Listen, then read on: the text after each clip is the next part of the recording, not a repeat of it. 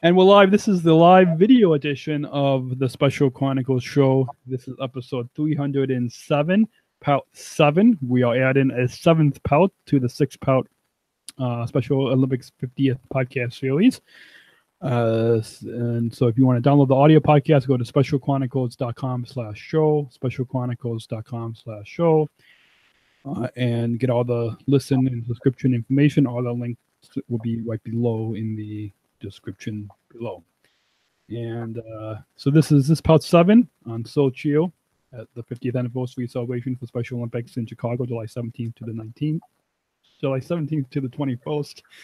And so this Pout 7 is actually a bonus Pout to the 6th Pout series. So for those of you guys keeping track at home, we are bringing you this bonus episode. It's not really a bonus, it's more Pout 7. And here we go. Hopefully. I don't know why they're... This is episode 307 of the Special Chronicles show. This is Special Chronicles, giving respect and a voice to people with special needs. You're listening to our Special Olympics 50th anniversary podcast series, where we are celebrating a movement hosted by a true leader of the inclusion revolution. Join Daniel Smrokowski, that's me, and team as we go behind the scenes at what's happening within the Special Olympics movement. And remember, when in doubt, choose to include the famous words of Tim Shriver. This week on the Special Chronicles show, we are joined by our friends Darian, Packard, and Joelle from SOCheer to talk about their time cheering at the biggest party in Special Olympics, the 50th anniversary of Special Olympics in Chicago, that happened July 17th to the 21st. It's coming up right now on SpecialChronicles.com. This is the Special Chronicles show. The show will podcast in disability stories from an insider's perspective. We are giving a voice to people with special needs. And our background is Daniel, host, founder of Special Chronicles, and we still have our 50th intro because, as I told all video viewers on the YouTube, this is this Pout 7 of our Special Olympics 50th series is a bonus episode and to our 6 Pout series. And today's guests are Darian and Joelle, previous guests on this program, and longtime listeners will remember both of you. And Darian is also one of our occasional field producers, most recently helping us to produce one of my best interview conversations with our mutual friend Tim Shriver live in Chicago at the Intercontinental Hotel. If you missed that, go back in the archives, episode 301, and you can watch or listen to that fascinating 20-minute conversation that you do not want to miss. And it's not just me saying that. Other listeners and viewers have said that too. And Darian is also a board member for Special Chronicles, and her daughter Joelle is a SOCheer leader and has helped take over our Instagram during the recent, this past May's William Syndrome walk in Maryland. Welcome back to Special Chronicles, Darian and Joelle. Thanks, Daniel. Thanks, Daniel. I'm only sorry that we couldn't do this interview live with you in Chicago. It was just busy. I know. We should have taped this podcast live in Chicago. We had plenty our listeners. For our listeners, you know that we had plenty of times because we kept running into each other all week. That's right. From the fire pitch to Soldier Field to the lobby of the Hyatt Regency Hotel that a bunch of us were staying at, and but it's good to even look back. Yeah, absolutely. Yeah. So and it gives us it's perfect timing because we can actually, by the time all of you listening will hear this, we all conclude in the last week of August with this episode right now. So Yay. End of July, all the way August, we have weekly episodes of our Special Olympics 50th podcast series. We'll probably maybe one of the only podcasts where we ask to kind of go in depth during the entire celebration, amidst everything else that we would that I was doing that week and you guys were doing, from introducing Tim at the U.S. business meeting and taking pictures and the chewing that you guys were doing. But for any new listeners, because I'm sure lots of our longtime listeners will remember you, but why don't you reintroduce yourself to our listeners and about yourself and Joelle, what disability you were diagnosed with and how long SOCheer has been around, and because it has been just like for me, I'm both of you. It's been a busy summer. You guys were at the up in Seattle at the 2018 USA Games.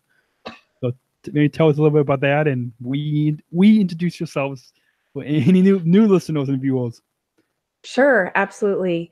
So I am Darian Packard, Commissioner for SOCheer, and I am Joelle's mother. And I started SOCheer back in 2015 for the Special Olympics World Summer Games in Los Angeles. I helped start a cheer program in Montgomery County, Maryland, and shortly after we started it, my family and I went to a World Games in the World Summer Games that was happening that year. It was in Athens, Greece, and we went to all the events. It was wonderful, and at the closing ceremonies, they announced that the next games would be in Los Angeles. And while at the games in Athens, I saw how they incorporated their customs and traditions into the event. And I said, wow, now that it will be in Los Angeles, it's a perfect opportunity to have cheerleaders.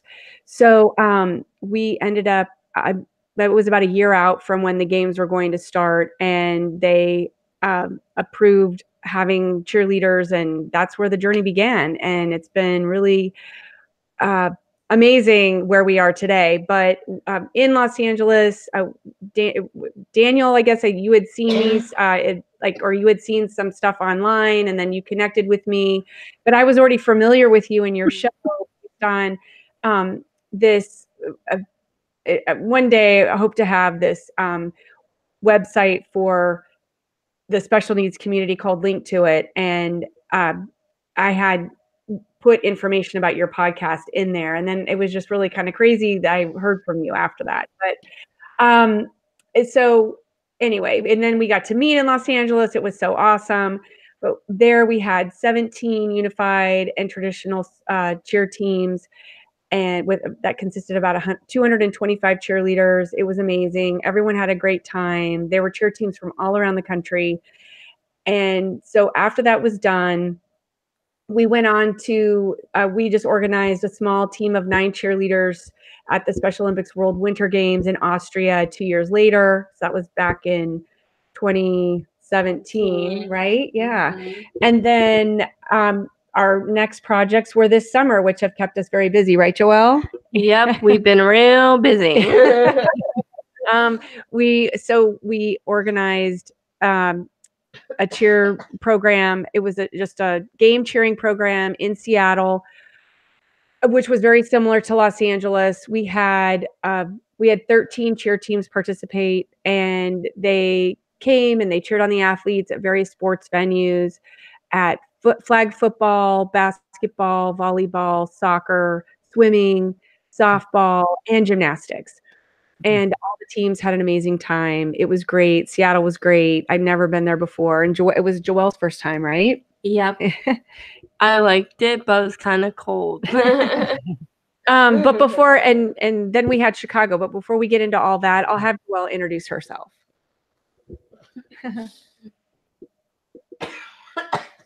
Getting over a little cold. Okay. Yeah. Hi, I'm Joelle. You were born with? I was born with Williams syndrome. So Williams syndrome is a genetic disorder. Difference. Genetic difference under chromosome 7. I lost 27 of my genes. Where did they go? You don't know, into thin air. And I also have a heart condition. What's it called? Aortic stenosis and pulmonary stenosis. Aortic stenosis and pulmonary stenosis. So I have to go to the heart doctor every 6 months. It's been every 6 months, but now I don't think you have to go back for a year, which is awesome. Yeah. Things are going well. Yeah. Yeah. Oh yeah. Yeah. And I love cheering, even though it can be difficult sometimes. Neat. And Okay, what else do you want to say? Sorry. okay. Yeah. I just I don't know. You get nervous. Okay. Yeah. Go ahead, Daniel.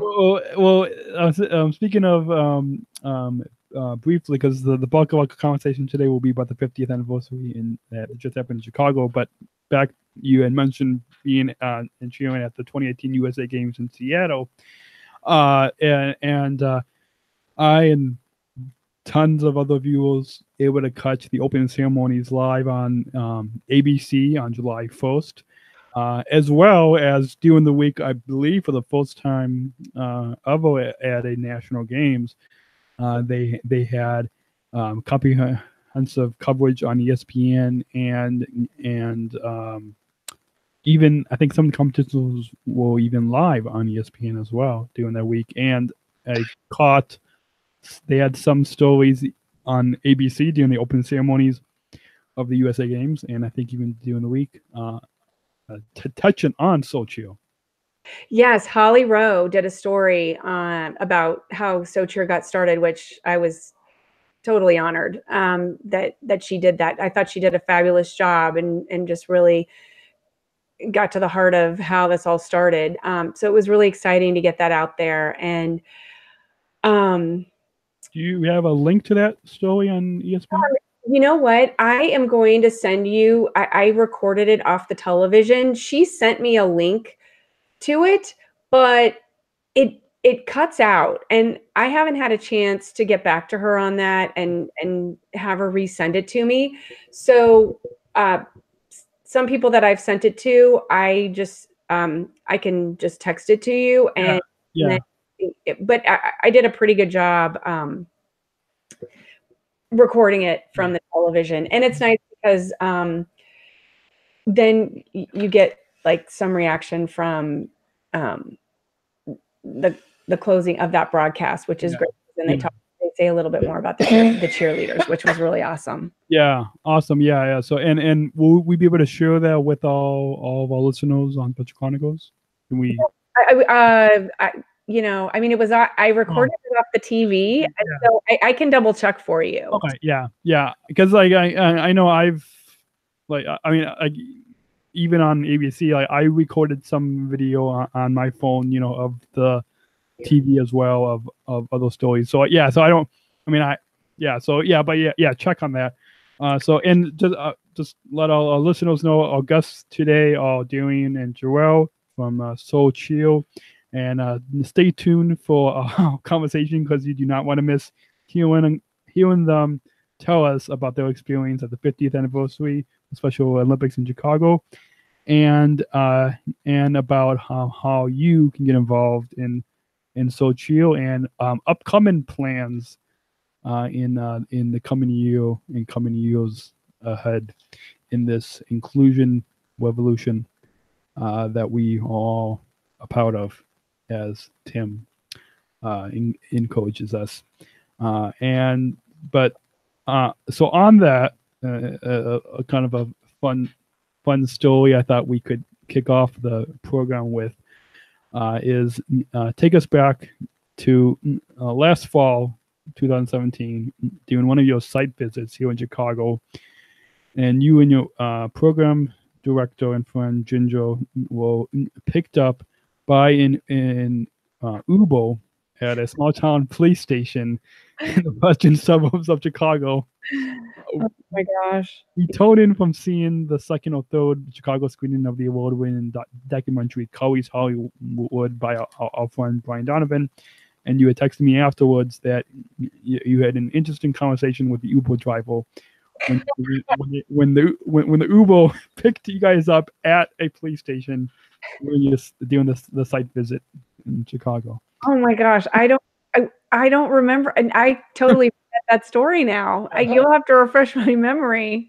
But I will say, for that visit, you just said, yes, there's this event I want you to come to. It's this viewing for this documentary, Kelly's Hollywood. And, Diane Compton was also. That's right, Diane. It was like the first time I had a chance to meet Diane in person, which was so great, and to meet Brian, so great. So I mean, Ginger and I were downtown, and grabbing an Uber and then putting in the address. I was like, oh my gosh, it's an hour away. I didn't even look to see, and I'm actually glad that I didn't, because if I had, then I would have just called you and said, Daniel, I can't go because it's too far away. It's going to be too expensive. Yeah. And it was worth every penny. Yeah. I mean, I am so glad that we went. It was great to see the documentary, to just even to meet Brian, and just to, talk to him a bit and meet Diane. And we were able to get like Special Chronicles board photograph. Yeah. That's on the iPad. Yeah. Yeah. It was all good. But that conversation, I think you had said that. So the Uber had you put in the address, which was the police station when you went back home, and there was an interesting conversation in the Uber. I remember her being very chatty. Do you remember what the story was? I mean, if you know something, like one thing from the conversation, then I'll probably remember. I remember her being very chatty. Yeah. Oh, did she think like we got arrested or something? Something like that, I think. Oh, that's funny. Yeah. I forgot about that. I just remember the Uber ride thinking, I mean, by the time we left to come out there was just so much traffic. Yeah. And I was like, when are we getting there? And so I think it took us probably about an hour and a half or even 2 hours. And then, and then going back, it was fine. Yeah. What would be interesting sometime is to actually bring an audio recorder or the phone and actually record the conversation and just for our listeners listening in, I don't advise, as a professional podcaster, I don't advise recording without people's permission. So right. So very important to say, Daniel. Yeah. So get your Uber driver's permission, but then. Yeah, hold on one second. Yeah, he'll ask you a question 1 second. Yeah. So moving right on, that's just a fun story to share with our listeners and viewers. But tell us a little bit about the challenges and joys of the site visits in Chicago, and then maybe Joelle, you after that you can touch on telling us about the cheers that you were preparing for.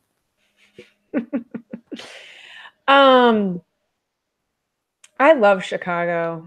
It's so great. Me too. Yeah, I love Chicago. It's one of the greatest cities. I know it gets a bad rap a lot of times in the media, but it's just such a great. I love the layout of the city. Just all the sites. Gosh, we have to go back. I know we do. Well, speaking of coming back, we'll get to that. I'll tell you something at the end of the program. But. It's okay. We went to Millennium Park and the Bean and gosh, what else? I know that my family took a boat ride on like a river cruise. You had fun on that, didn't you? Yeah, on the Chicago River. Yeah. Hello again, Daniel. I like the river cruise, but yeah, it's fun. Did you go to Navy Pier? The Navy Pier, where the Ferris wheel is. Yeah. The big bill, yeah. Mhm. There's like I don't know. There's like this restaurant me and my friend went to after. I don't know, but we went to this. Oh, was it Dylan's Candy? No, it was sugar. It was the Sugar Factory. Sugar Factory. Yeah, the Sugar Factory is a big sponsor of all Special Olympics Illinois program. Oh my gosh! Really? Yeah. Like they at our gala the past couple of years, they always have candy there. They had this week at our duck derby, they had these little. I think I still have some in my kitchen over there, but these little duck. Well, as you talk, I'll go grab these duck Okay. and to show you guys. But yeah, keep talking about Chicago and Yeah. And let's see.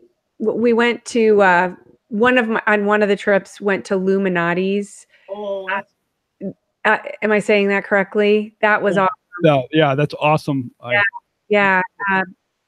One of the cheer coaches on our cheer planning committee for Chicago. She's from Chicago, so it was one of the places that she took us for lunch. And I'm gluten-free by choice, and I had their gluten-free pizza, which was amazing. And I hope to make it at home because the crust is sausage, and it's like ground sausage that they put at the bottom of the pan, and then they put the tomato sauce and the cheese. It's so good.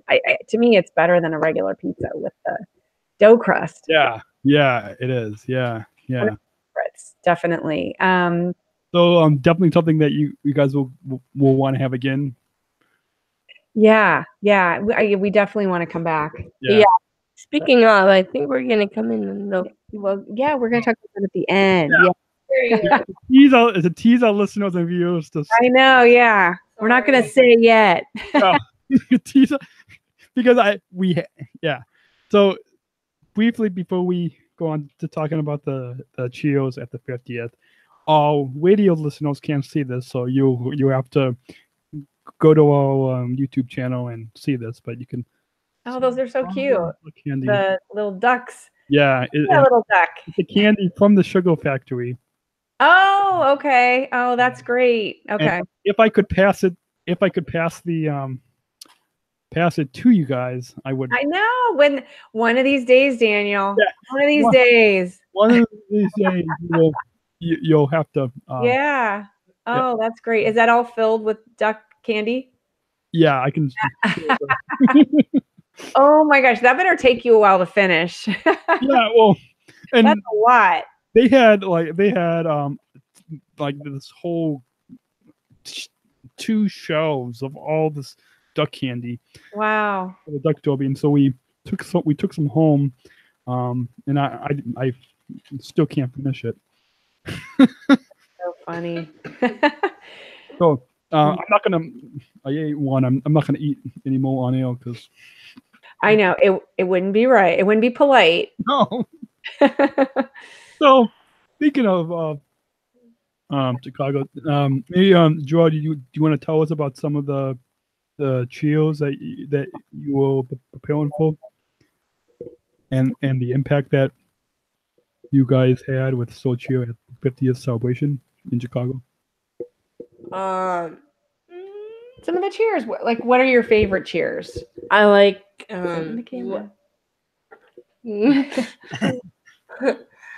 I like Let's Get Fired Up and Let's Go Athletes.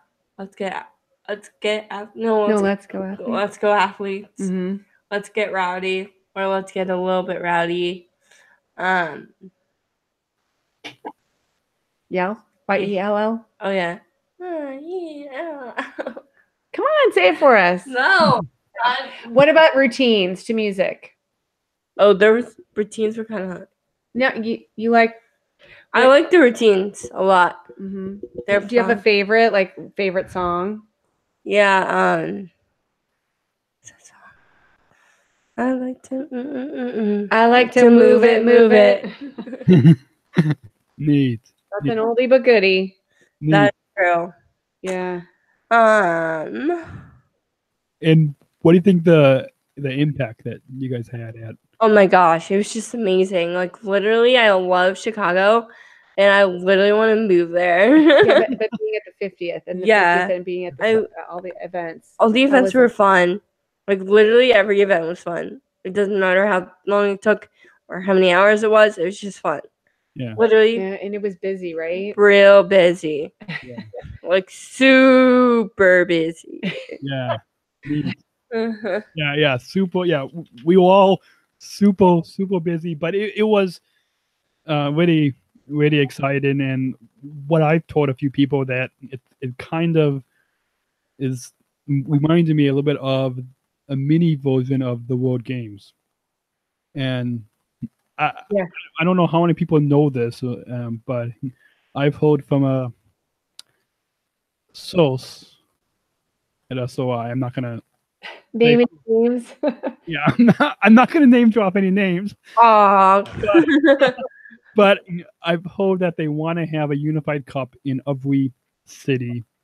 I mean a unified cup in another city every 4 years, just like they have the World Games. in the US I'm or, not. or like in different countries. They might broaden it out to other countries. I mean, I wouldn't see why not. But I asked somebody, one of our staff here in Seoul, Illinois, they wanted to have it again in Chicago, but was so much work for them to organize. Well, I think I think it was a lot because of all the events. Yeah. I think if it was just soccer, I Football. think it would be fine. Yeah. And I heard that they're actually going to build another soccer stadium closer to the city because Toyota Park doesn't get a lot of people going out there just because it's too far. Yeah, and traffic.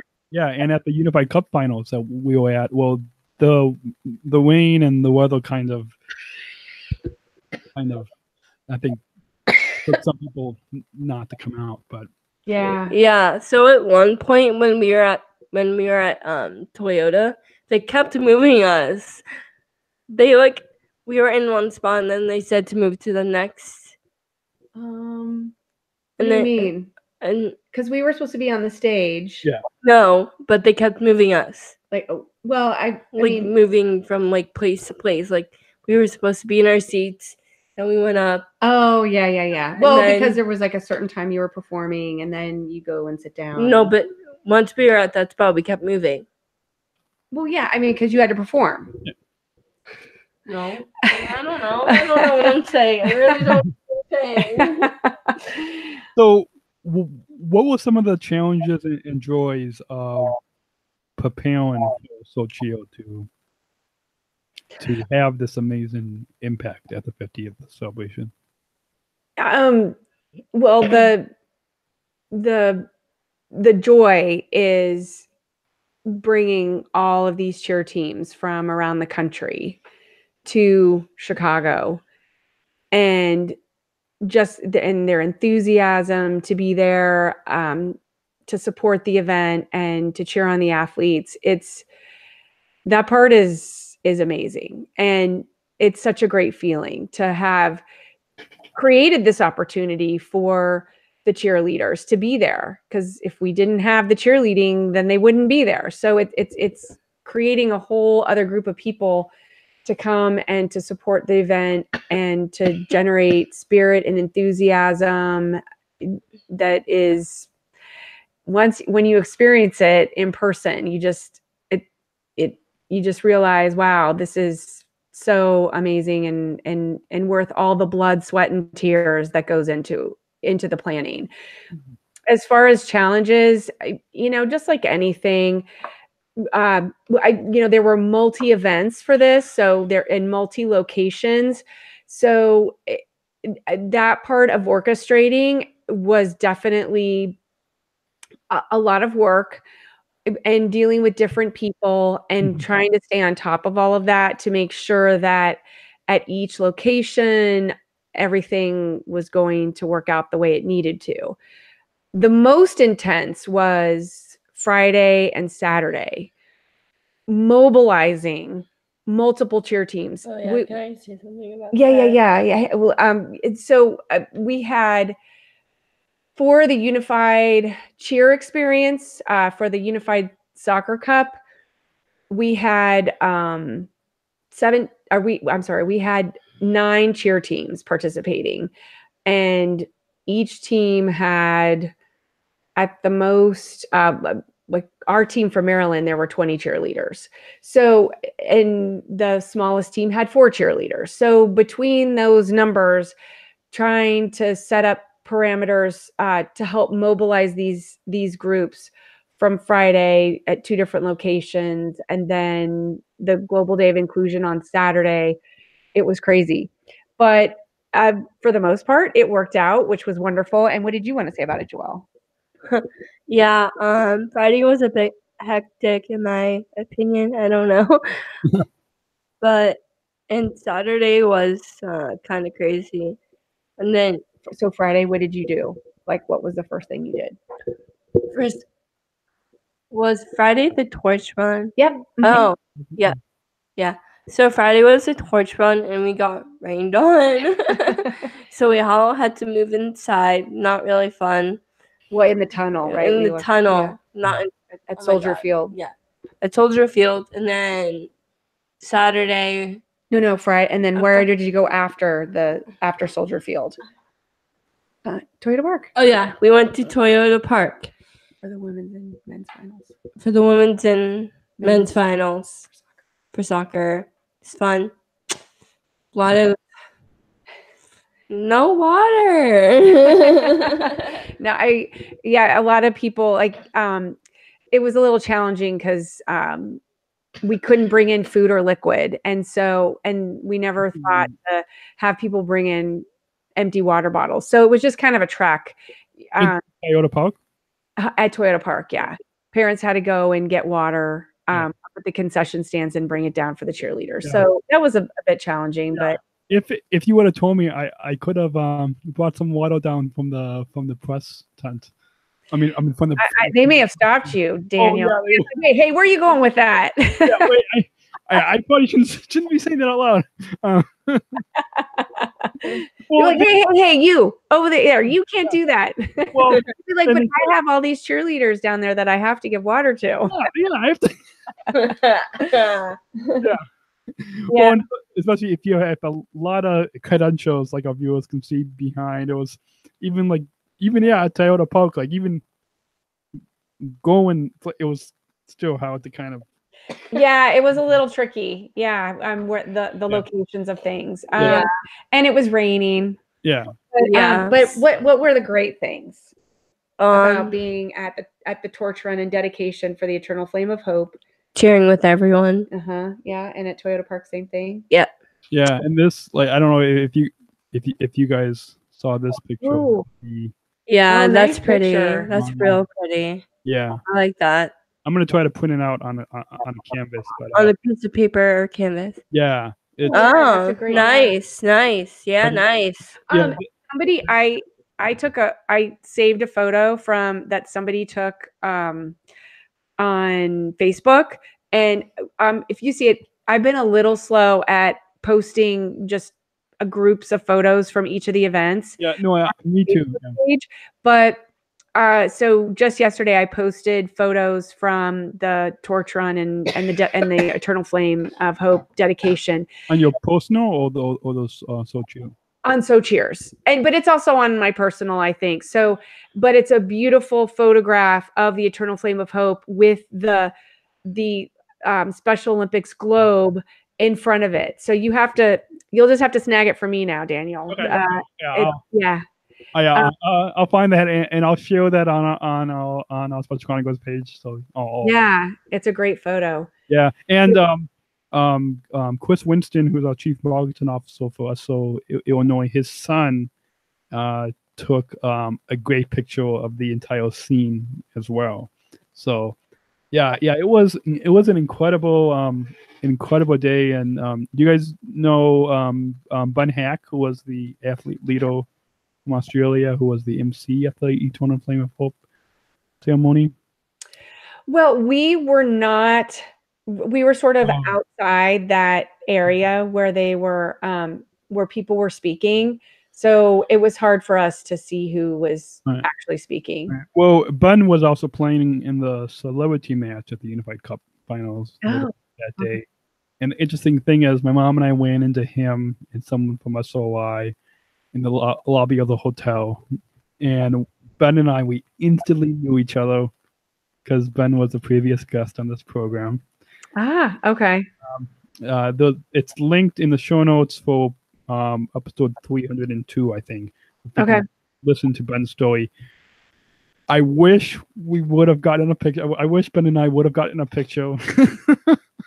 I know it's one of those moments, like we were just talking about earlier, like you sometimes you just want to just keep taking photos because you want to enjoy the moment. Yeah.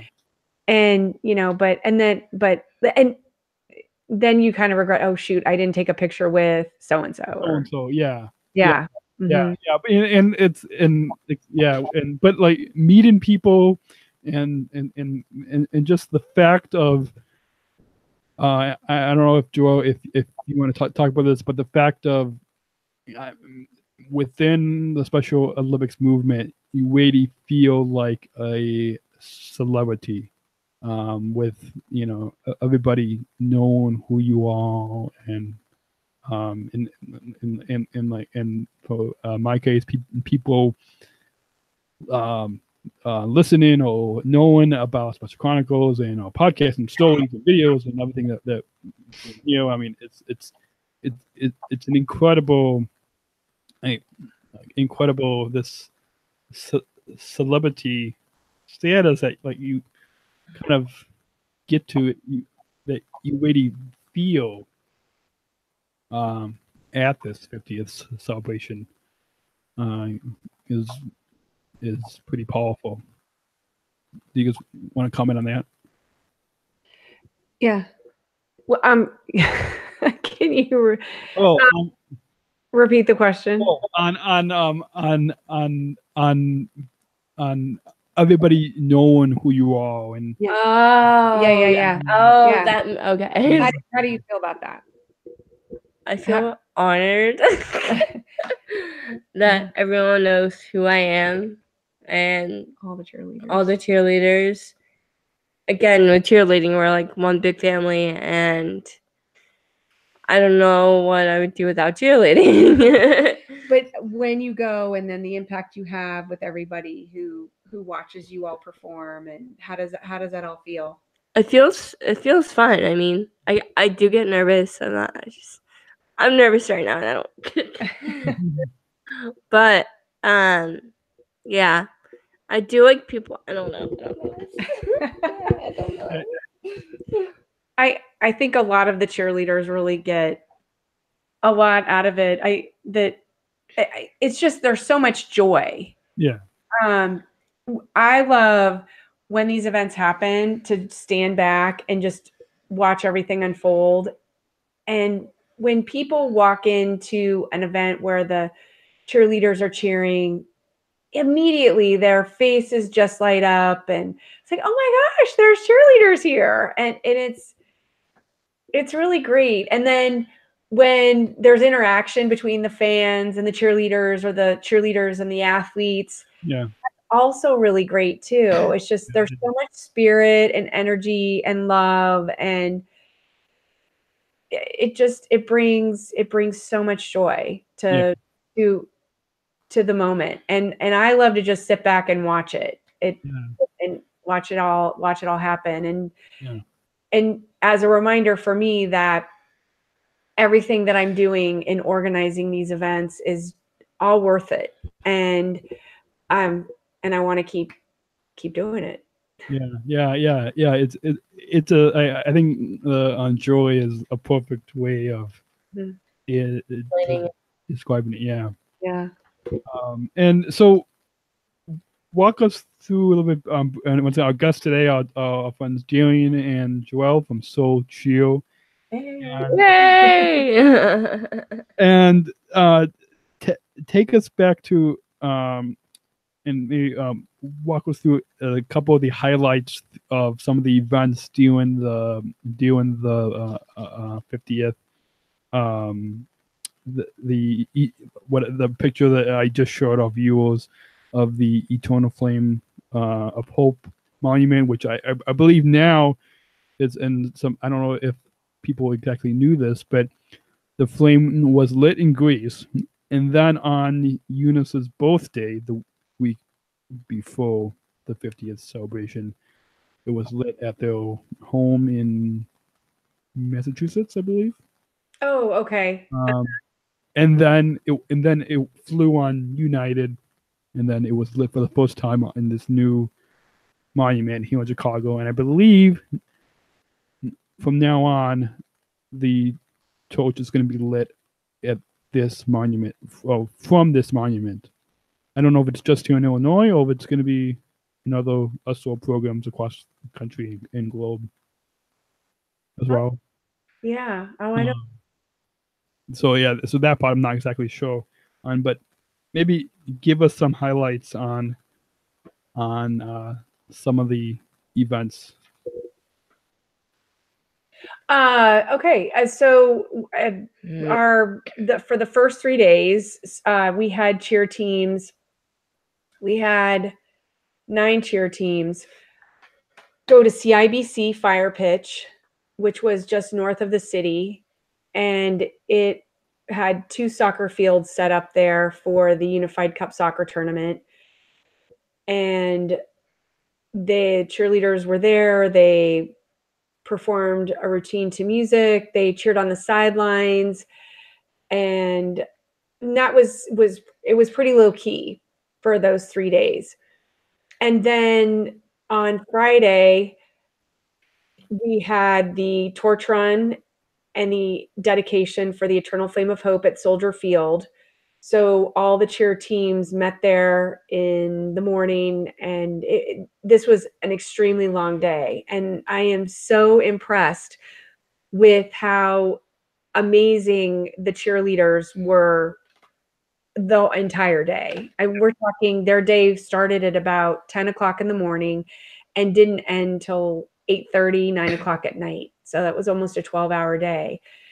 And then so at the Eternal Flame of Hope, we had cheerleaders there just outside the dedication area, and they just cheered on everybody that was attending the event as they walked in, which was really great. And everyone was so excited to see them, and to see all the guests. The guests were excited to see the cheerleaders there. So as soon as everybody came in, we were there for the ceremony just for a little bit, but we were just outside the area where the ceremony was taking place. And then all the cheer teams then were taken over to Toyota Park for the Unified Cup women's and men's soccer final that day. And so when we arrived, the cheerleaders, it was raining. I mean, it was raining at Soldier Field too. But again, I was nervous about, lots of meltdowns and just people saying, look, we're just tired of this weather. We're going to go home. But everybody really pushed through, and at Soldier Field and at Toyota Park. At Toyota Park, the cheerleaders, we kind of divided up the group of cheerleaders. We had a couple teams, large teams that cheered on the athletes for the women's soccer final. And then in between the women's and the men's final, we were doing this large performance with all the cheer teams. And we incorporated the routines that they knew. We had 3 different routines. And so the choreography was that each of the groups that knew that routine would perform to this one song. But this routine was supposed to be taking place on the field. But because of the rain, Toyota Park said, nope, we can't have anybody on the field but the soccer players. so they have to be very careful with the field during rainy conditions.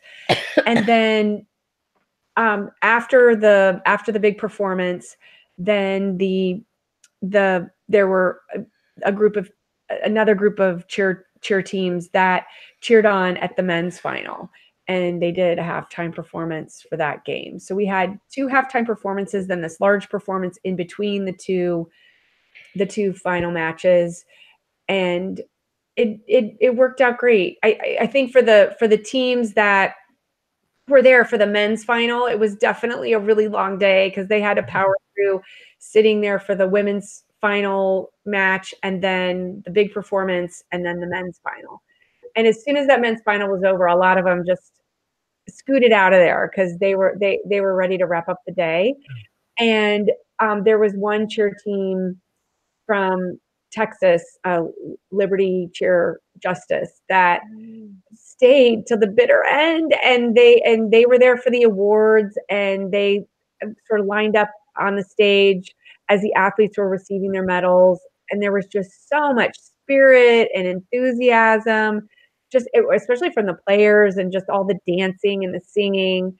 I was glad I hadn't left. I wish I would have stayed, but yeah, we had to catch the shuttle back to the. Yeah, it's too bad you didn't stay because it was awesome. It was really great. It was just like a lot of World Games. A lot of times when these teams from other countries, when they just have these special celebration chants and dances, and it's so much fun. Yeah, it is. Yeah. And you had mentioned that you guys performed at halftime, not on the field but on the stage.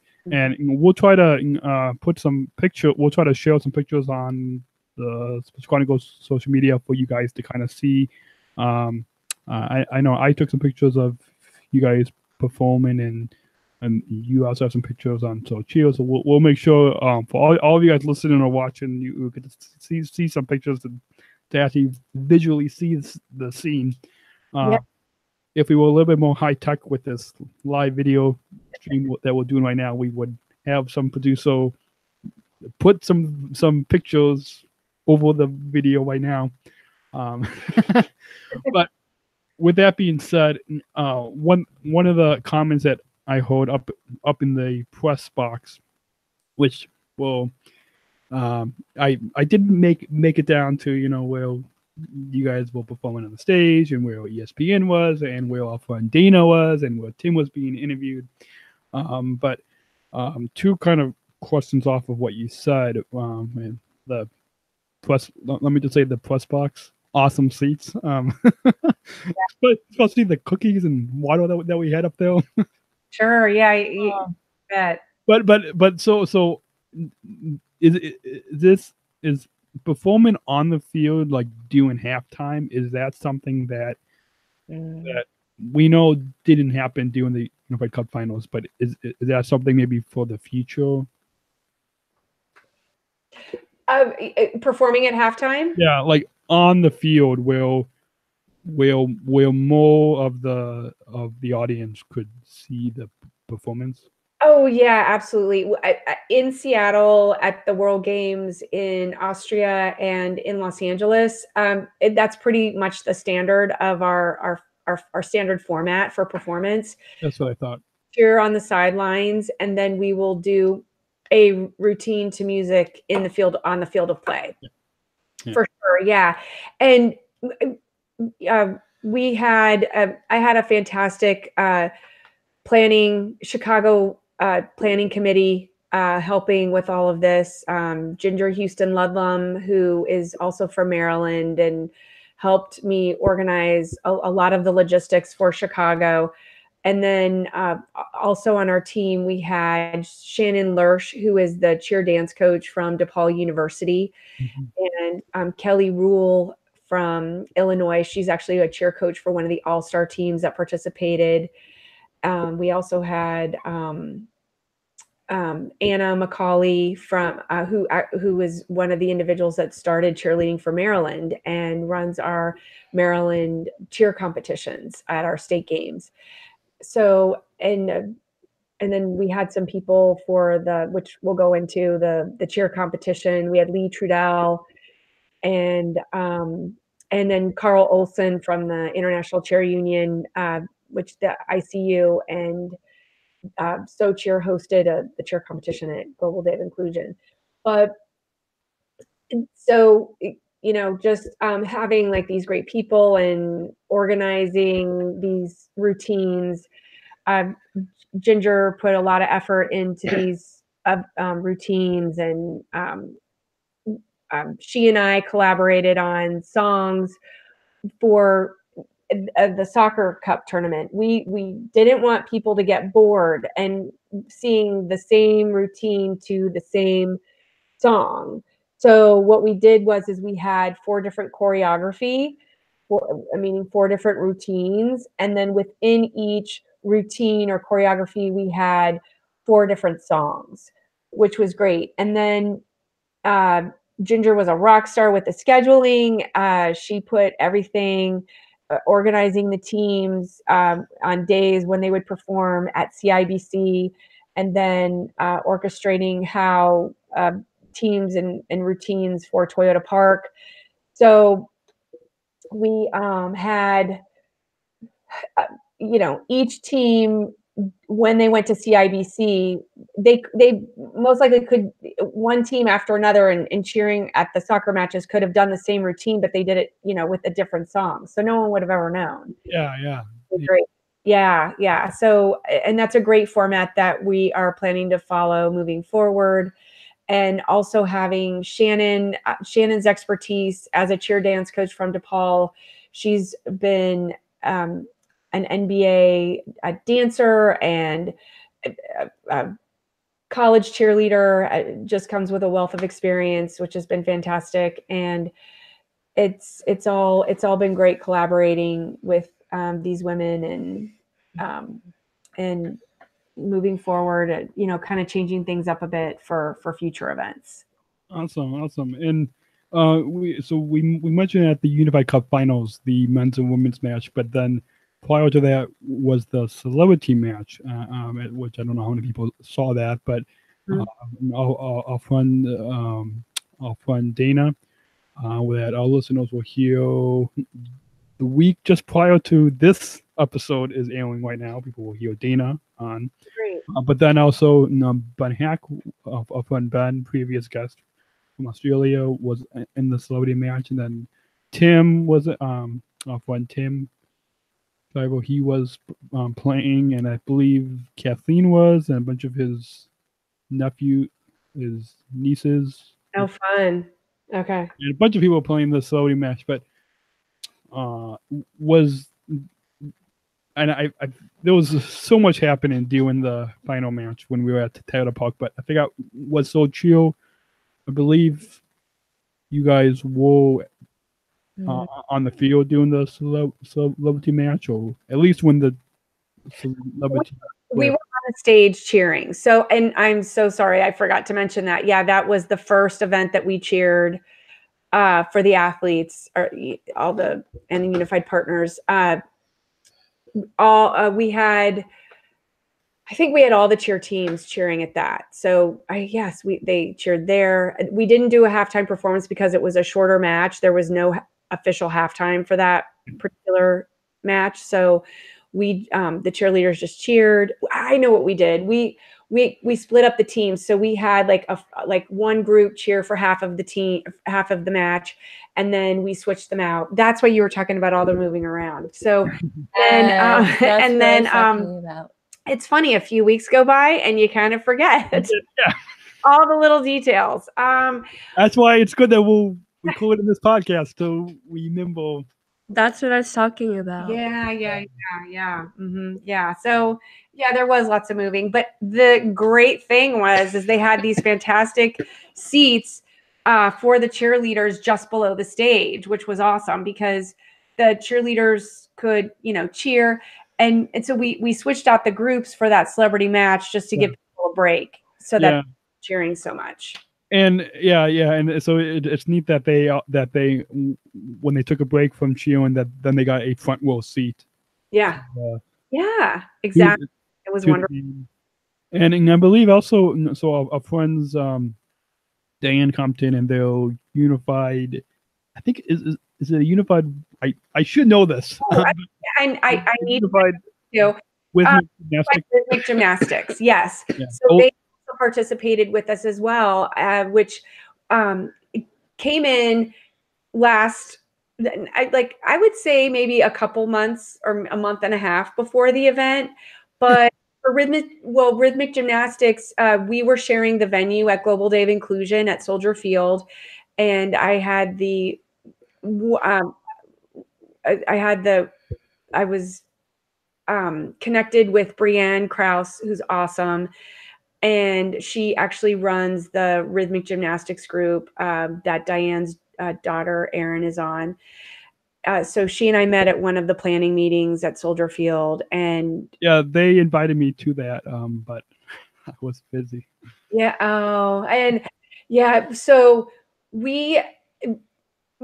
Rhythmic Gymnastics had asked to do a performance at at Toyota Park. Sorry, and I guess based on everything that was going on and with the cheerleaders filling in a lot of the slots, there wasn't room. So Brienne reached out to me and asked if their rhythmic gymnastics team, along with the two other teams that were coming from Kentucky and Georgia, if they could be with them, if they could be with us. And so we were like, absolutely, we'd love to have you. And so what the cheerleading company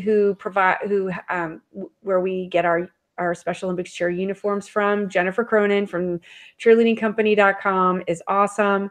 Or actually, I think it's cheerleading.com. Cheerleading.com. It's cheerleading company. Yeah.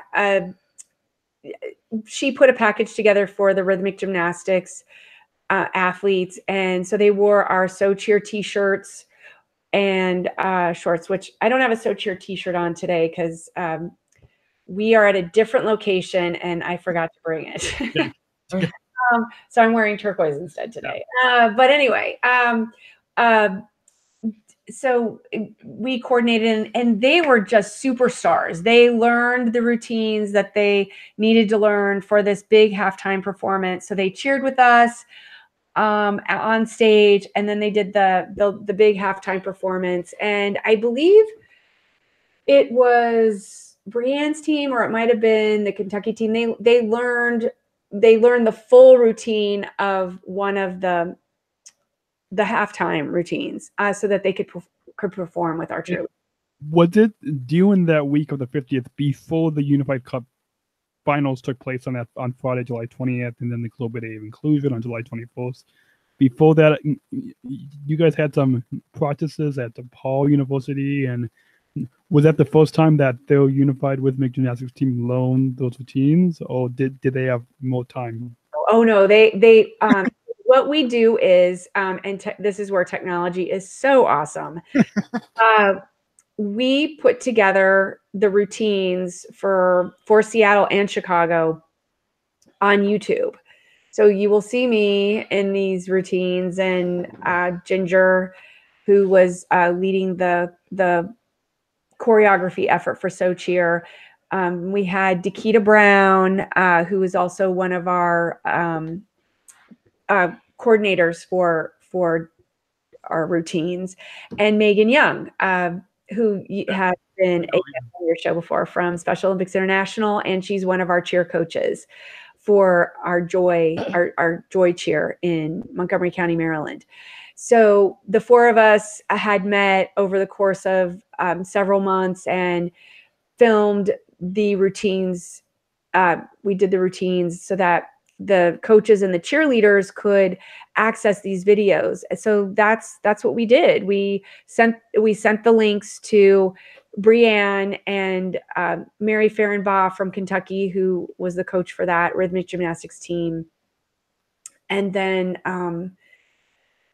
Cindy Hickman from Georgia for that rhythmic gymnastics team. And they learned their routines so the practice that we had at DePaul, which was so graciously organized by Shannon, who is the cheer dance coach there. It was awesome. We had their huge gym, and we were able to fit everybody in there. And and we practiced several times that evening. So, and that was really our one get together with everybody. I just had a call the other night with our coaches from Seattle and Chicago, just to get feedback and follow up from everything, and how everybody felt about the events. And one of the coaches, it was actually a coach from Seattle, who said, "I can't believe we didn't have a get together." And I was like, "Well, budget that we don't have right now, and unfortunately, we couldn't have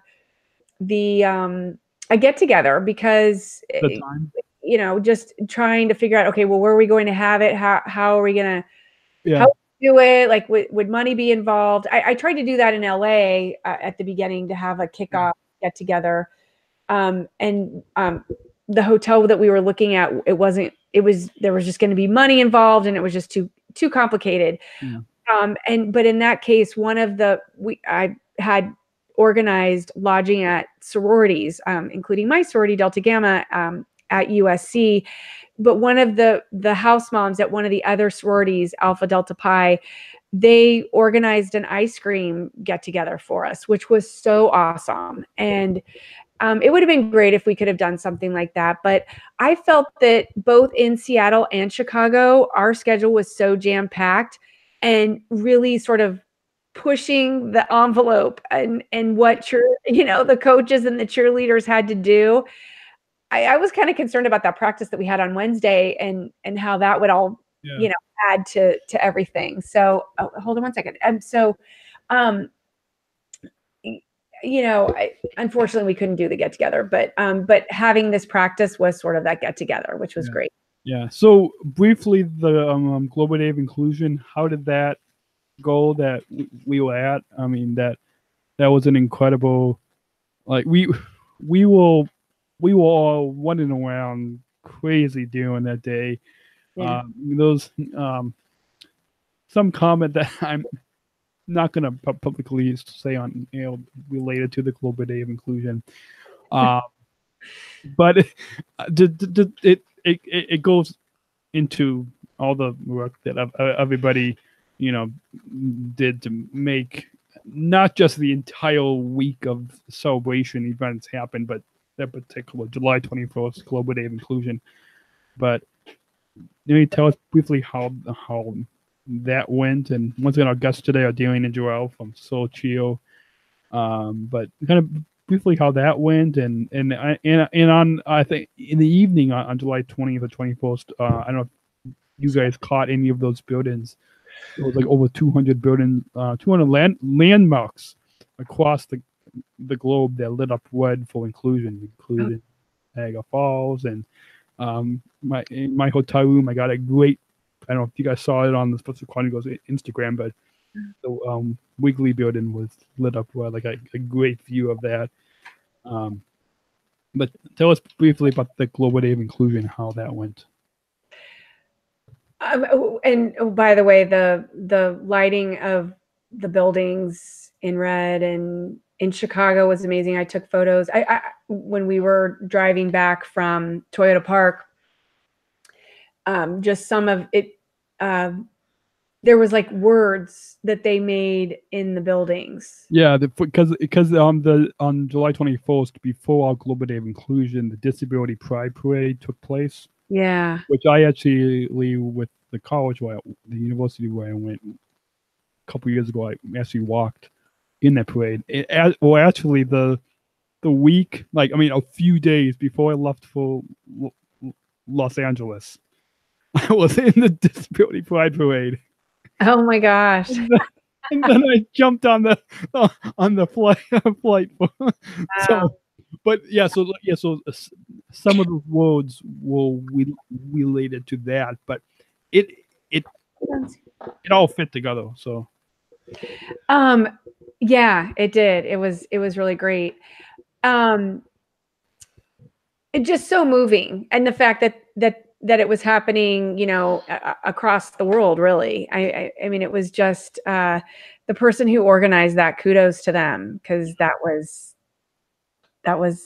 a great thought and execution. For sure. Yeah. Yeah, over 200. I'm blinking on the exact number. 3 weeks ago during the 50th, I had well, actually, hold on.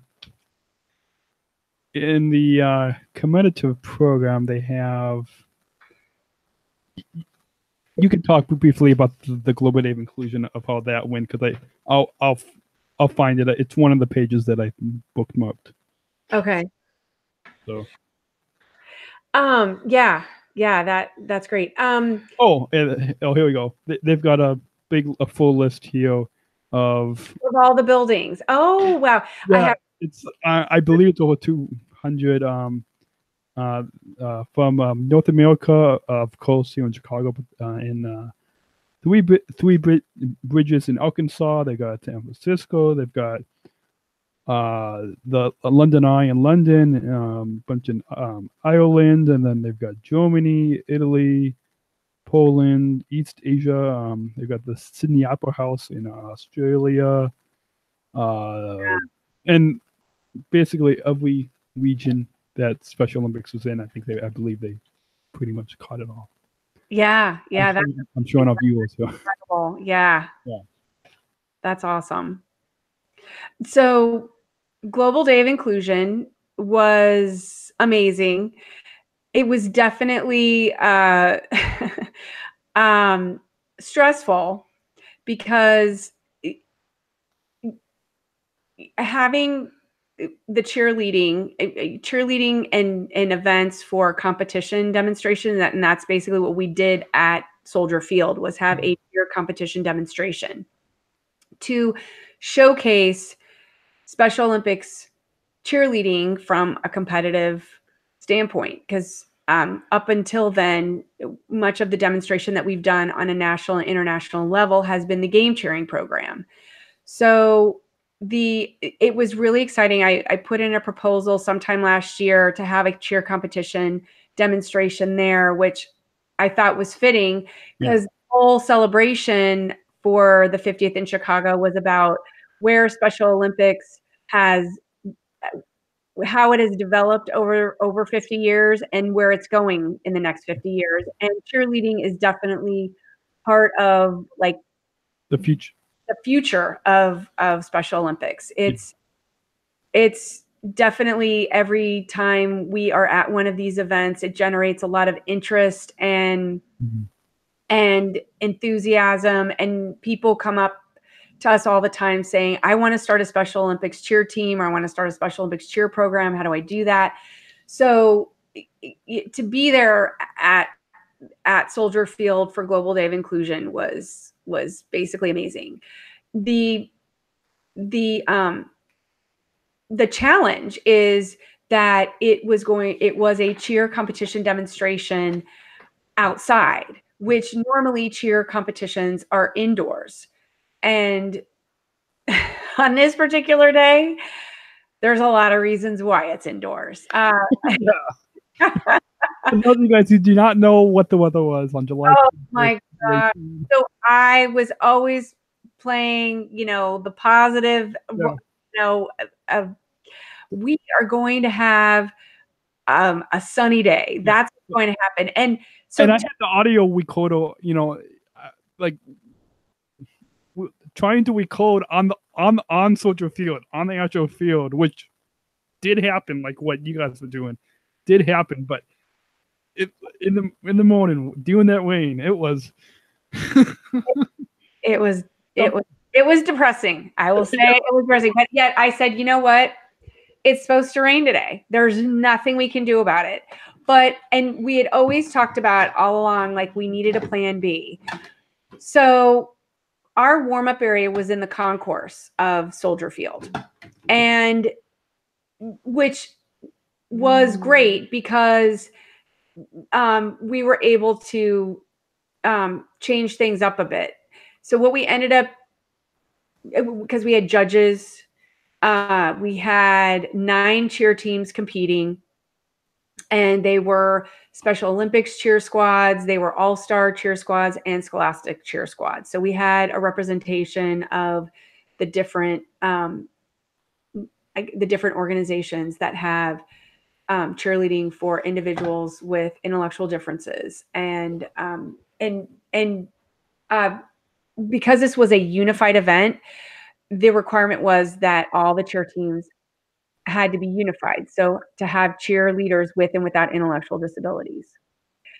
So what we ended up doing was we had the cheer competition in the concourse, in the warm-up area. So they were able to warm up on the mats and then do their performance full out in the concourse, because it was indoors and there was no problem. On the field, I kept hoping that the rain was going to stop at like 9:30, 10 o'clock. And I arrived at Soldier Field fairly early, and it didn't happen. And unfortunately, so we, and having cheer experts there, I mean, Carl Olson from the cheer, or from the International Cheer Union, and Lee Trudell, Lee Trudell and Shannon Lurch were heading up the organization of the cheer competition demonstration. They have a wealth of experience in that field. And so, and also Anna McCauley, who runs our Special Olympics cheer competitions here in Maryland, as I mentioned before. So having these experts on my team to give, the right advice, which was that when the teams can perform on the field, but the field was still wet, that it could pose a safety issue for cheerleaders. And the fact that we are working toward making cheerleading an official sport for Special Olympics International, the last thing we needed was to have any type of safety, injury to a cheerleader on the field. And the thing that was really challenging was that I would say, so our cheer competition demonstration started at 2 o'clock. And by then the sun had come out, but the grass was still damp. You could just feel it. I mean, we kept rubbing our shoes into the grass, and it was slippery. And so I would say toward the end, there was the last team. It was an Illinois all-star team that was going to perform. And they had said to us, the grass is dry. Can we perform? And I consulted, I looked at Carl Olson. I was like, well, can they? And he's like, no, they can't, because all along now we've had all the cheer teams, doing a performance without stunting on the field, so that we were still fulfilling our obligation to perform on Soldier Field. But you can't have cheer teams who, you can't tell the cheer teams who performed earlier, that they couldn't stunt, and then switch it and have the other cheer teams be able to stunt on the field. And so we just had to tell the coaches, as hard as it was, sorry, you had, and I had some of the coaches sort of look at me like, really? Like, why couldn't we stunt? But I was so glad that we made the decision that we did, because there were no injuries. It was completely safe, and it was an awesome event. It was just a little crazy in the beginning because of having to switch logistics and figure it out at the last minute. Okay, what are we doing? And but then we handed out awards. We gave medals out on Soldier Field to all the teams, and just everybody who wasn't too familiar with Special Olympics cheerleading was so excited to see the cheerleaders there and competing. So it was, yeah. And for me, just kind of having to organize this, you get so caught up in everything that I was really trying to take it all in and enjoy it, but I just was getting caught up in logistics too. So but I'm it just have seeing certain people within the organization there and just really enthusiastic about it. It was really nice. It was great. Neat. So moving on as we come to a close pretty soon, but the feature of SOCheer And maybe Joelle, if you want to comment on a little bit about what you want to see for the future of SOCheer, because doing 2 of our many, I'll say, meet and greets, and our viewers can see I'm using air quotes on meet and greets. You had introduced me to one guy from Japan in the lobby of the Hyatt Regency in the hotel that we were at. And if I would have thought of it, I could have brought down. I had the audio. I was going down the lobby to get some water for my mom and me, and bring back up to the room. Oh, yeah, and I should have brought the audio recorder down with me, because we could have. No, yeah, another moment missed. Yeah, in the iPad, I could have brought that down. but on the and you introduced me to Carl Olson from the International Cheer Union, and I did correct his name in the show notes, and so we won't go on talking about Carl, but if listeners want to hear more from the International Cheer Union, you can listen to episode 302, second part of our Special Olympics 50th series. And his is on towards the end of that episode. That time, if you look in the show notes, that timestamp is towards the end of that episode, the end of the hour. If you want to listen to more on that, so we'll let our listeners go listen to episode 302, which, if our listeners can catch the numbers of the episodes, 301 with Tim, and 302 with the Unified Cup, and 303. This is 307. Look at the last number of the digits of that episode number, 1, 2, 3. It corresponds with pouts 1, 2, 3, 4, 5, 6, 7 for the 50th series. So just a little, That's awesome. just a little thing that I tried to kind of plan ahead for this summer, but. Tell us briefly about the guy that Darian you introduced me to from Japan. Yeah, well, so I mean, just to give a little backstory. So Carl Olson, if you get a chance to hear his interview with Daniel, is the Secretary General for the International Cheer Union. And back on April 24th was an exciting moment for Special Olympics cheerleading. We had a memorandum of understanding signed between the International Cheer Union and Special Olympics to further develop the sport of cheerleading. So the International Cheer Union is the international governing body for cheerleading. So each sport within Special Olympics is aligned with their international governing body for that particular sport. And so the International Cheer Union reached out to Special Olympics a few years ago, and it was exciting to have this MOU, which is called the Memorandum of Understanding, signed on April 24th. It was a great day. And so in furthering the development of cheerleading, one of the things that I would love to see as a mission for SOCheer is to expand the Special Olympics cheer program globally. And back in March, I reached out to a friend of mine, Atsuko. She has a daughter who was born with Williams syndrome, and they live in Japan. Several years ago, Atsuko and her daughter came to the United States for the Williams Syndrome Association has these music camps up in Michigan for kids and teens and adults. And so at the time, I was taking Joelle to the kid camp, and that's where Atsuko and I met. And so she had come to the United States to just see how the Williams syndrome was formed, how it was organized, and this cheer camp, because she wanted to start a music camp in Japan. Mm-hmm.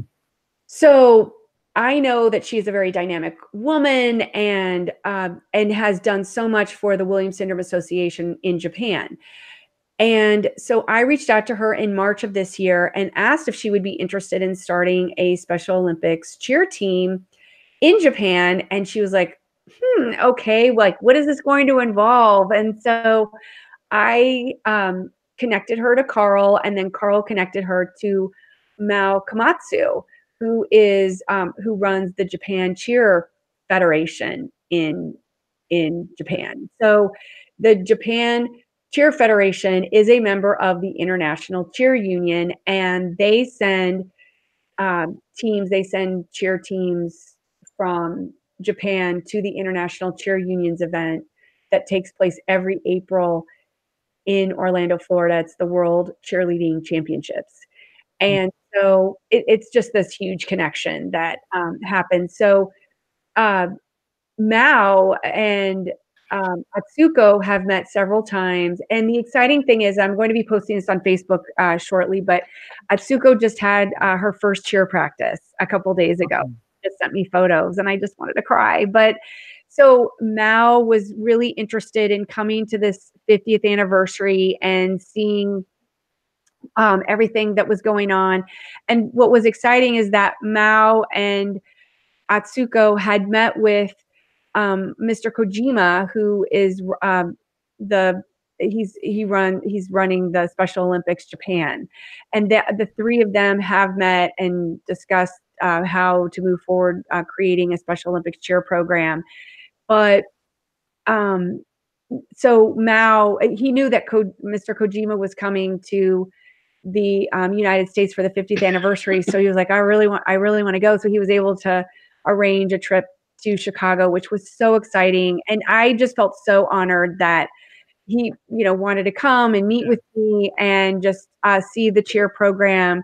It was really great. I was hoping, Atsuko could come as well, but she couldn't make it. But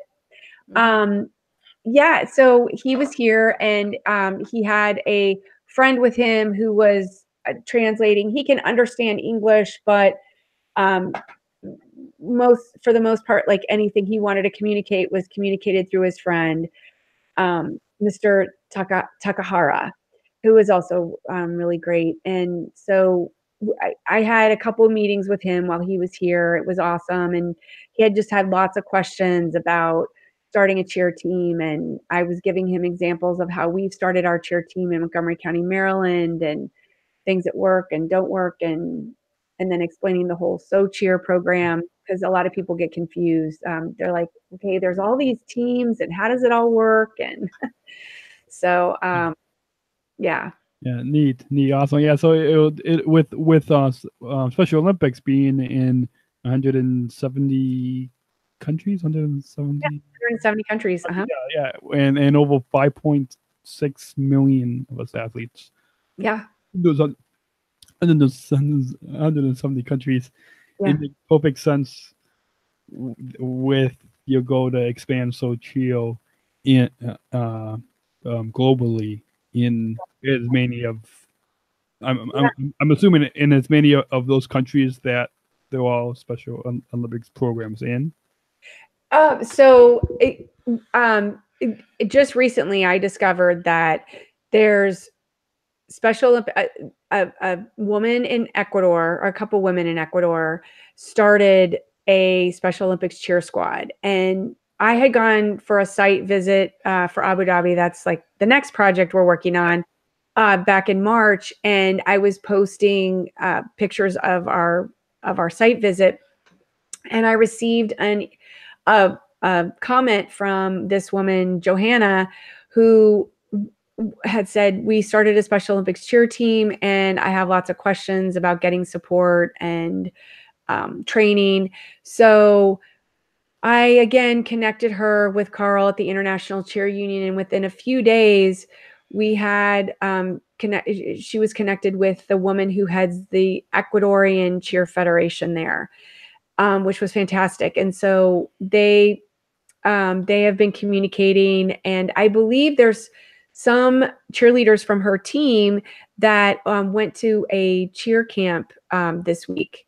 I talked to Johanna this week, and she was saying that some of her cheerleaders went to this cheer camp that the Cheer Federation was hosting, which was fantastic. And she has been in communication with the Special Olympics cheer office in Ecuador as well. And so it was sort of making that connection again for her to help her.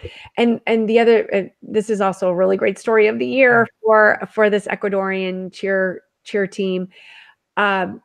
I had asked if they needed uniforms, and it's an extremely impoverished area, and the annual income is maybe $400, but Wow.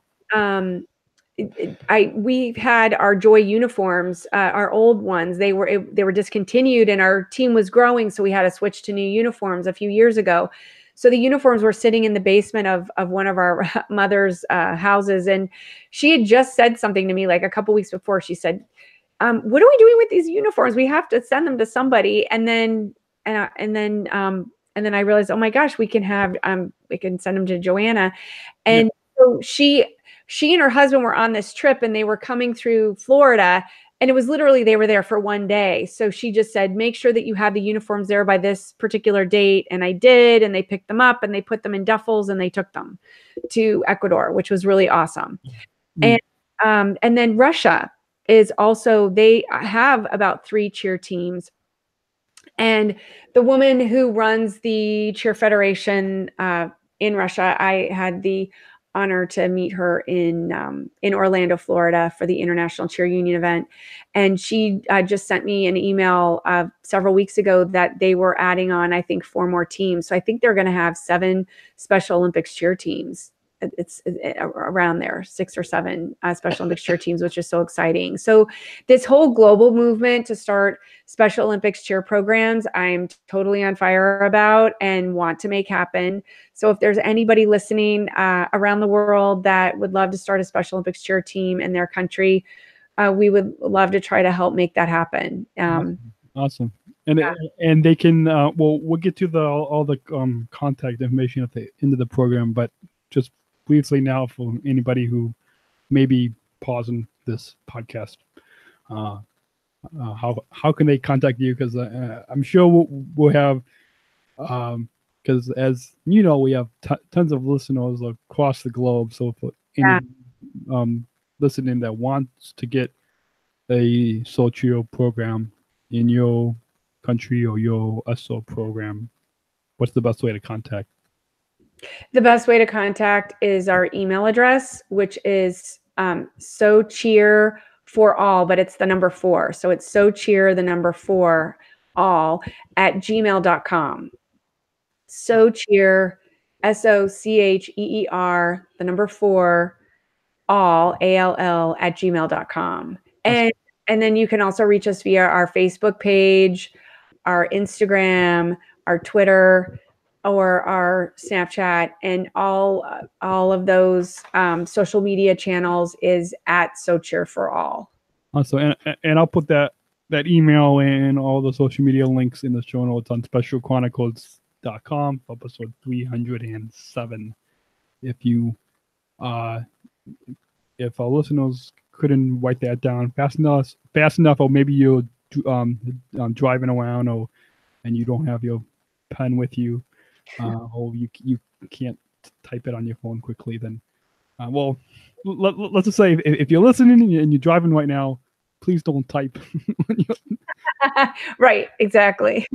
That's why if you go on to specialchronicles.com, episode 307, we will put all that contact information there.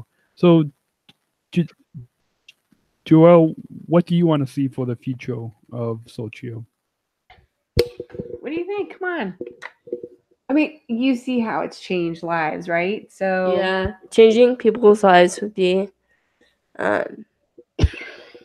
bring more female athletes. Yeah, bring to the more program. female athletes. Wouldn't it be great to go to an event and cheer with cheerleaders from a different country? Yeah, it would. Awesome. So, do you think with some of it takes a while to get a SOCheer program going, but with the next World Games happening March 2019 in Abu Dhabi, which had an opportunity to talk with some of the Abu Dhabi Unified Soccer team a few weeks ago. So which was fascinating to talk with the team from Abu Dhabi. But when the World Games come up in just less than a year from now, is it will you guys be able to perform with other teams from other countries? That is the hope. So we are planning. It'll be the first time at a World Games to have the game cheering program like we've had, but then also to have a cheer competition demonstration. So hosted by SOCheer and the International Cheer Union. So we're really excited about it. Right now we're 7 months out, so we don't have a lot of time. It was really busy trying to orchestrate Seattle and Chicago. So now that that's over, we're hitting the ground running with all the planning for Abu Dhabi, and would love to have as many teams there to participate. And the International Cheer Union is going to help facilitate making contact with teams in other countries to invite them to come to Abu Dhabi for this event. And the hope is to have the teams both do the game cheering program and the cheer competition demonstration. Awesome. And one of our guests today are Darian and Joelle from SOCheer. Do you know, are there any SOCheer programs in Abu Dhabi or in the Middle East area, like in Egypt or? Right now, cheerleading is definitely not a selected sport in that region of the world, but we're hoping that by demonstrating the cheer program, we hope that it will inspire people to consider starting a cheer team or cheer program. Well, if this 50th celebration is any example, and even USA Games and past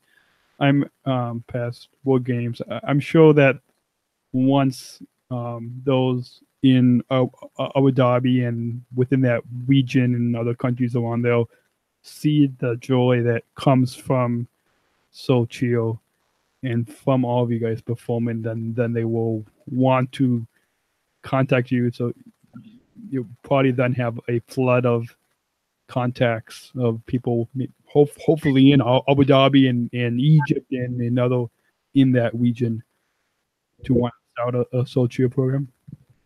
Yeah, I think it would be amazing. So we will see what happens. We are planning to reach out to countries that have existing special abilities teams that's in the world, and all-star teams. And it could be an all-star team. It could be a scholastic team, or it could be what many refer to as a rec team. So it's a cheer team outside a school or an all-star program.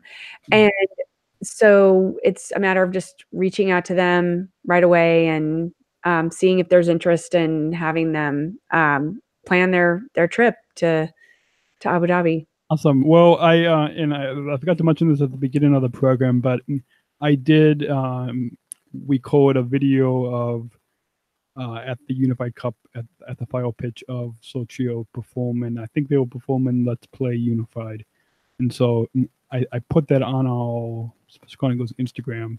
So we'll try to share that again to get more people wanted in, hopefully in other countries that are listening or watching to this program right now will want to get involved and get in touch.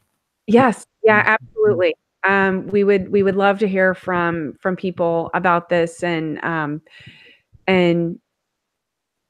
provide any assistance and you know, and then if they're interested in participating in Abu Dhabi, getting them, we'll have a registration process that they'll have to go through. I know a lot of teams that aren't part of a Special Olympics program, there is the requirement to be at or to go through the coaches need to go through a Special Olympics coaches certification, and then we need to get the medical forms from Special Olympics. We need those athletes to fill out those medical forms, and also there's a bit of a training process for unified partners as well. So is it do you find it difficult or challenging, or maybe even joyful to communicate with other teams in other countries and other languages? As an example, so after the Unified Cup finals, coming back to the hotel from Toyota Park on the bus, and sitting in the seat, and so there was an aisle in the middle of us, but sitting kind of right next to me was another also athlete from Panama, and she has Down syndrome, I believe, and she speaks Spanish, but was really trying hard, and really was trying to communicate in English with me. I took up the picture I took on my phone was a little bit blurry, and I wish I would have recorded the conversation, but I'll have to. Okay. I texted her the picture, so I've got her phone number. So hopefully, I'll try to make contact with her again. But it was this really kind of goes back to what Tim said in the conversation, how there was no boundaries within the Special Olympics movement, and talking with this athlete from Panama, it was just such a joy and such a love to be able that both of us were able to talk and even because like that was one of the first nights when all the buildings lit up red, and so we were on the bus, and I was trying to point out the whole, where all these buildings were, and it was just awesome. I mean, that's just one example of many other athletes and people from other countries that you try to communicate in, even if you don't know their language. But is it challenging or joyful to communicate in? I will let you know, because I haven't started the process yet. I think yes, and I mean, the materials that I'll be sending everybody are in English. So like Atsuko, she doesn't.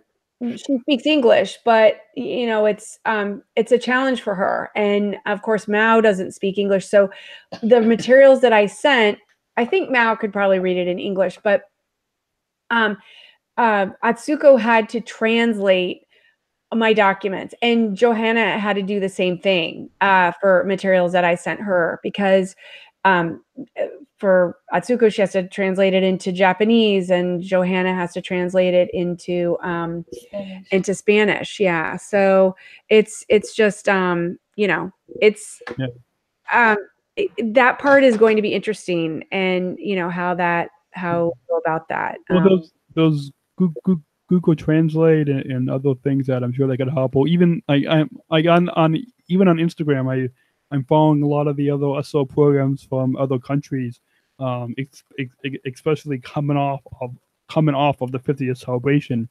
And I think even on Instagram they've got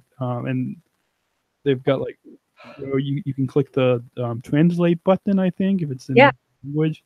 So when it comes to the information that you have that you are sending them for SOCheer in these documents, and even I'm sure even some of the videos that you have that you do help the other teams to learn the same types of shields. Are you going to try to find ways to make those documents and those videos in the languages of those countries? And yeah, that's a really good question, Daniel. I probably I think that we would need to, and we'll probably have to figure that out. Yeah.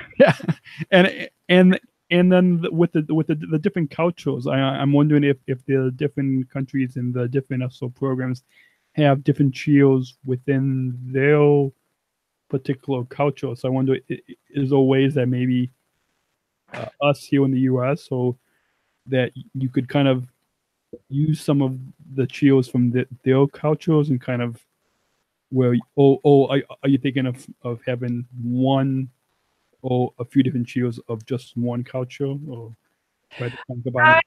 I am all for welcoming different cheers from different countries. I think that it would be such a great experience for everybody, like for people in the United States to learn some cheers from Ecuador, or and at on my coach's call the other night, and Johanna was on that call. We ended up we were talking about that because I think Johanna was saying it's kind of hard to translate some of the English cheers into Spanish just because of the translation and the words. And so I know at the International Cheer Union's World Cheerleading Championships that all the teams competing end up doing cheers and chants before their competition performance, and they're always in English.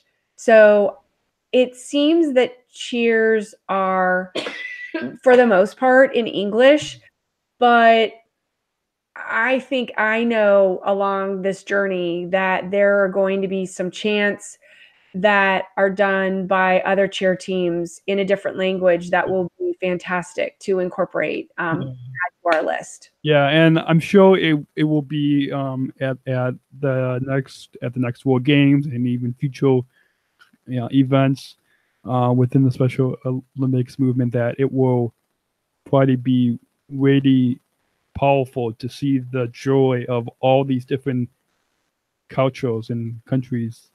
I know. Oh my gosh! And truly, and truly going beyond the boundaries, like keep going back to what Tim was saying. Yeah, exactly. but it's so true. Yeah, absolutely. And just bringing in cheerleading into this mix, because right now for Special Olympics, and I may have said this before in one of the other interviews, is that right now there's a big push within Special Olympics to get more female athletes into the organization, because right now it's pretty much dominated by males. And so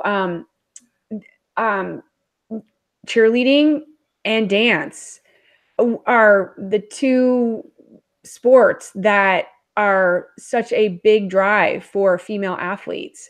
So I think that by both cheer and dance becoming official sports for the organization will become the largest sports for female athletes in particular. But I think just in general, because the thing is there are people that want to play basketball, they want to play volleyball, flag football, bocce, and they would love to be part of Special Olympics, and cheerleading is probably their sport, or dance is probably their sport, and that's what they want to do, and they're not getting that opportunity. So my hope in all of this is to generate that interest, and letting people know now that even though it's not an official sport, they can still form a Special Olympics cheer team or a Special Olympics cheer program, because in the United States, we have 15 to 16 or even a little bit more cheer programs that exist already in the United States. And they're thriving and they're growing. So and now to see this sort of spark happen in Japan and Russia and Ecuador, and I think it'll help generate having this cheer competition demonstration in Abu Dhabi, because you're inviting these teams to be part of this event. They're going to come and they're going to be like, wow, well, we want to become involved in our Special Olympics program back in our country. So it's really the driving force to get it started. So awesome. I should say the catalyst to get started around the world. Yeah. And that is, my concern is, we're 7 months out and we're just, starting on this endeavor. But I think sometimes for other countries, it's easy for them to get to Abu Dhabi, more so than people from the United States. Yeah. I don't know, but it would be fantastic to get as many teams as I can from the United States as well. So yeah, I'm really excited about it. Yeah, It's awesome. Yeah, I'm sure. Yeah, it's coming off of the 50th celebration and looking to the next World Games and the future is a lot of enthusiasm and joy that's Yeah. driving because there's going to be probably a lot of challenges going forward, but to kind of look at the joy and the enthusiasm is what will drive the future of SOCheer. And I know. Well, and also, Daniel, the community that cheerleading builds. Yeah.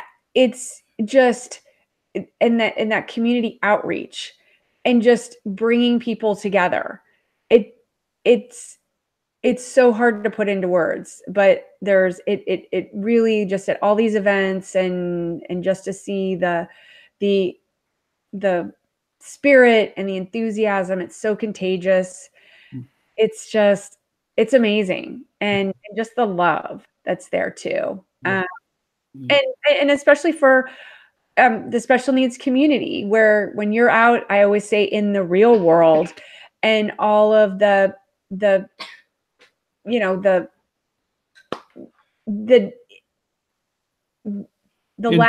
inclusion, the exclusion. Thank you. Just that when you come into the world of Special Olympics, you don't have that, and that's and there was in this column that I wrote in the 50th commemorative program, which I will try to put a link in the show notes so all of you guys listening or watching can go. Hopefully you can still get a copy of this because it's definitely worth. Don't just get it for the column that I wrote, but you can get it for tons of other reasons too. Yeah, but on this, speaking to what you just said, coming into the Special Olympics movement and being just included, one thing that I wrote in here is, so there was a press conference a year before this 50th celebration at Soldier Field, and Jason Benetti, who's the announcer of the White Sox, who also has CP, he remembered covering the World Games in Los Angeles, and something that he said is, Special Olympics is, quote, a place where choosing to include isn't even an option. People are just included. Yeah. End quote. And that from this, he's the voice of the Chicago White Sox, and he that quote of what he said sums up perfectly what, and which is why this inclusion revolution is so needed today, not just here in the U.S. but across the globe as well, with all the division and exclusion. So speaking on that, and how is the inclusion revolution relate to or connect with the future of SOCheer that we just talked about? It's bringing people together. It's breaking down those barriers, and the fact that that cheerleading has been around, but it hasn't been fully included into Special Olympics, but we're on our way to making that happen. And showcasing the game cheering program at the World Games, at the National Games, at the 50th anniversary, just is breaking down those barriers, and it's opening people's minds, and they're seeing the value of cheerleading and the magic that it brings to all these events, the magic of the cheerleaders and the spirit, the energy, the love, the joy. My hope in all of this and what I'm doing is to bring that happiness to all the Special Olympics events, and to add that enthusiasm that sometimes is missing. Like, you can go to a basketball game and people are sitting there and they're just watching and they're cheering on the athletes, but it's, then you bring in the cheerleaders, with their cheer uniforms and their pom-poms, and they're cheering and chanting, and they're doing halftime performances. It's bringing a whole level of entertainment. I mean, that's the thing about cheerleading, is that it promotes athleticism. It promotes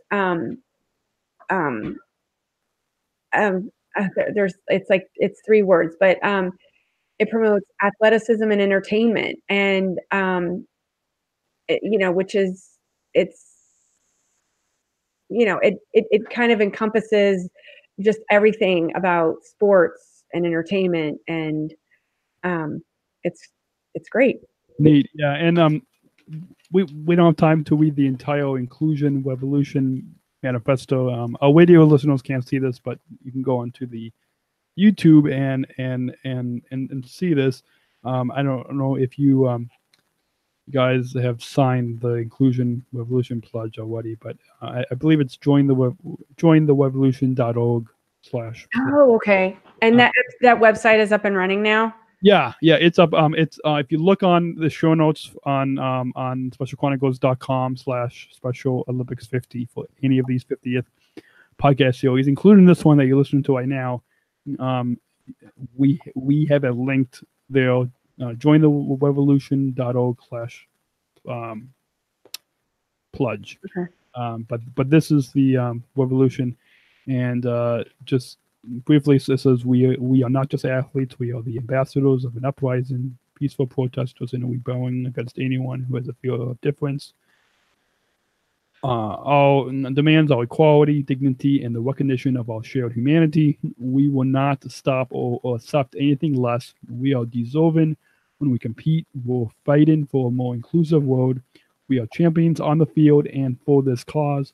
Today, our world is more divided than ever, and coming together has never been more urgent. The revolution is inclusion, and it's not optional. The only choice you need to make is how you will join it.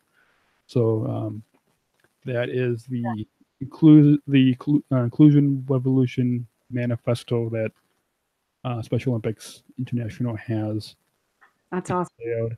And so people can sign the Inclusion Pledge at jointherevolution.org/pledge, I believe. And so that is our PSA for this episode. Awesome.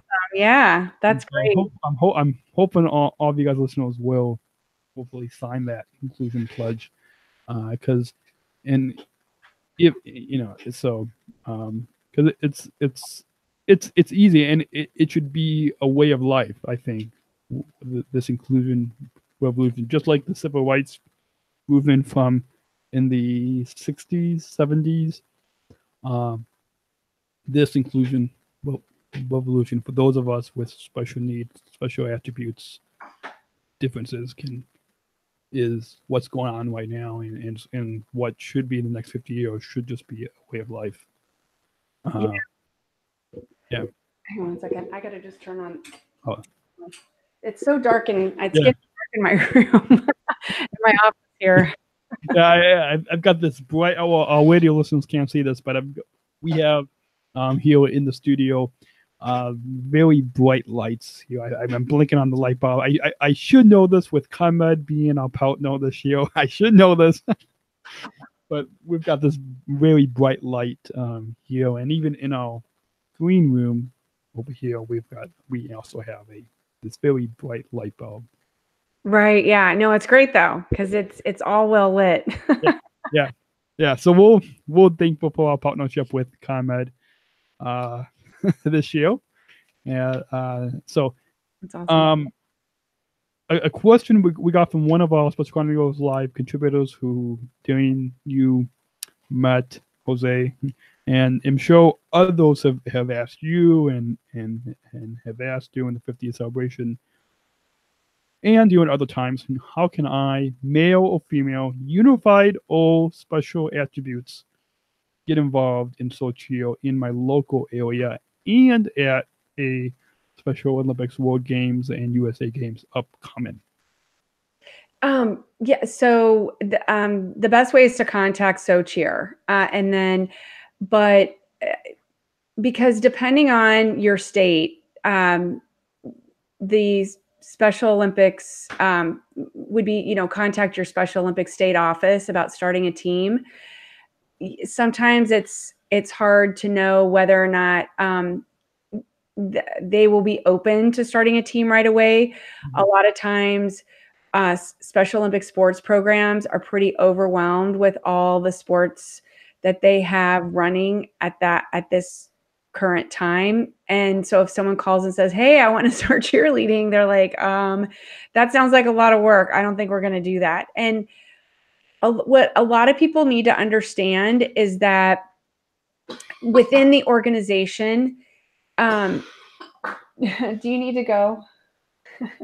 All right, Joelle. Well, Joelle's going to step away. Step away for a second, so you can go ahead and leave the room. So if you need to, because she's getting over a cold. So what they should do is, I mean, anytime you want to start something or you want to volunteer for Special Olympics, it all comes from the volunteers. They are the ones that make up this organization and make everything happen. Many times when people see sort of on a grand scale Special Olympics, they think, hey, I want to start this. And then they kind of wait for Special Olympics to make things happen for them. And it doesn't really happen that way. It's really the reverse. It's grassroots. And so people that want to do this, they have to know that they have to be committed to it, that they will be the ones generating the growth of what it is that they want to do. So what I want to make available from SOCheer is to guide people to help facilitate them starting a cheer team. So that's basically, so I would suggest contacting SOCheer first, but you're more than welcome to contact your Special Olympics cheer program. I know that from Seattle and from Chicago that there's such an interest in Illinois and in Texas to start a cheer program right away. So I know that those two states want to generate something immediately. And I think that Texas, Special Olympics Texas, has already gotten started. And I have, just as far as starting a Special Olympics cheer program, this one great story that comes from Washington, the state of Washington. Through the process of creating the cheer program for the World Games in Los Angeles, my hope was that it would inspire people to want to go out and start a Special Olympics cheer program. So here we are, fast forward 3 years later, I am connected to this woman who has a cheer team in the state of Washington who wants to participate with us at the games in Seattle.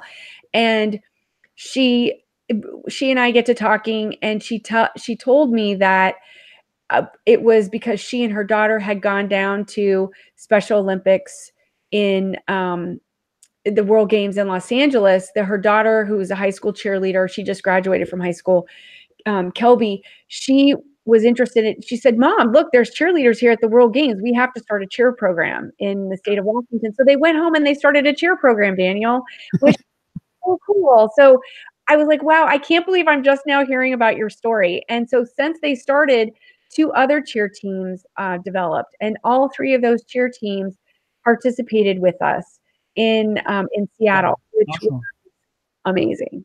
Awesome.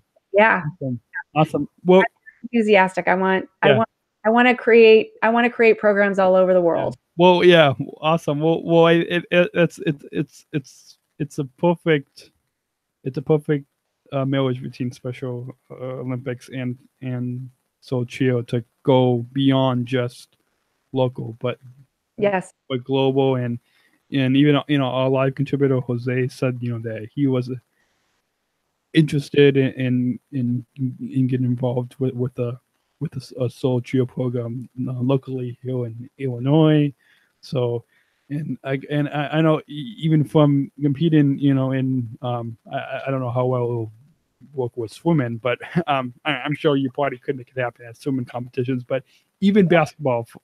Oh no, we cheered at swimming in.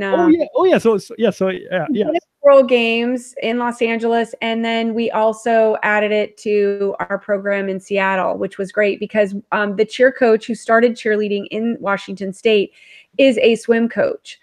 Awesome. And so originally, because we just with the number of teams that we had, we weren't going to go to swimming, but this particular team was close to the swimming venue because it was pretty far from the rest of the sports venues. So they went Awesome. they went to the swimming there. It was great.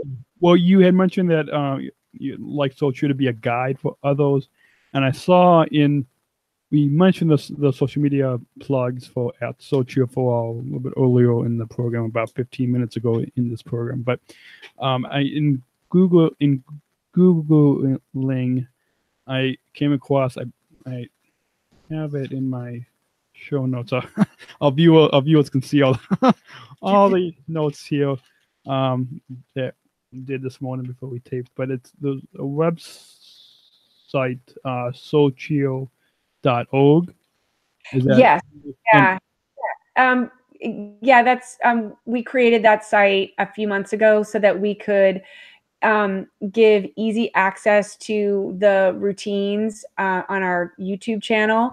So we created we want to put more stuff on there. Yeah. So eventually, and that's what I was just gonna say with kind of going off of what you said with helping to be with SOCheer, helping to be a guide for other programs and other people wanting to start a SOCheer. You thinking of this website, SOCheer.org, which we'll put a link in the show notes on SpecialChronicles.com for episode 307 for our listeners to go check out as well. But are you open? Kind of like how on Special Chronicles we have a resources page and different resources. Are you kind of thinking that this will be where you can have these documents and these videos and these resources to have?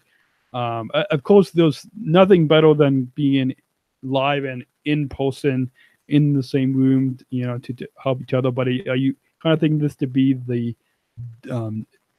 digital platform where these different SOCheer programs can come to get more information? And yeah, absolutely.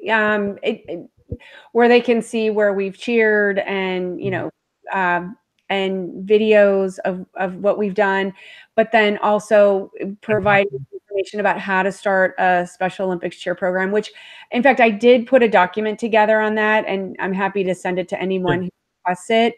But yeah, because I think it's really important. People sort of need a guidebook. They need a how to do something. Yeah. And so I put a document together. It was based on how we created Joy Cheer, which has gone through a lot of testing ground over the years. We started in 2011, and since then we are, what I put together is, I feel like gives somebody an idea of, okay, how we can build the team, and this is what we can do over time. And it's pretty simple. I think that the first and foremost mission of a Special Olympics cheer team should be that they will be a competitive team. And then the game cheering piece is sort of secondary, because the whole mission of Special Olympics sports is about competing and showcasing your skills and abilities in that competition. So that's first and foremost. And then the game cheering piece is something that we have sort of optional for our cheerleaders, which men participate in. But it was that game cheering piece that I took from our team, and then I organized that at the World Games.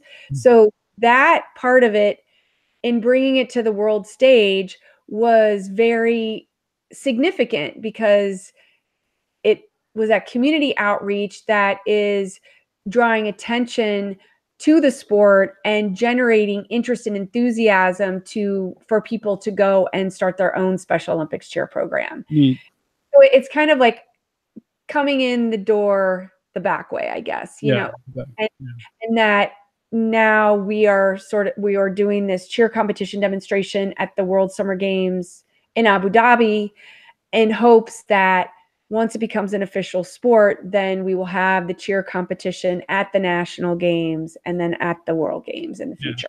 So other programs can kind of follow the format or guide from SOCheer. And so this is something that we kind of talked about off air, maybe even in a Special Chronicles board meeting. But is SOCheer a incorporated as a nonprofit, or? That's a really good question, and it isn't. I would love to, but because we're not like an official member with Special Olympics, but yet we are. Yeah. So I can't create a nonprofit outside of Special Olympics. Like, it has to be within Special Olympics, or a part of it. And SOCheer, to be standing, really is the meaning for it is Special Olympics cheer. But to,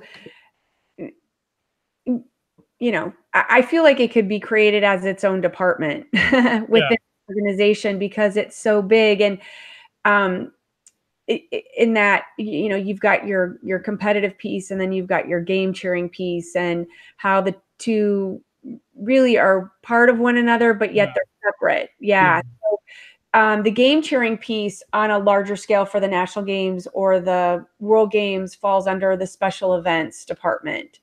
And then the competition piece falls under the sports department. Neat. Yeah. I feel a lot of the same with Special Chronicles. We'll we share a lot of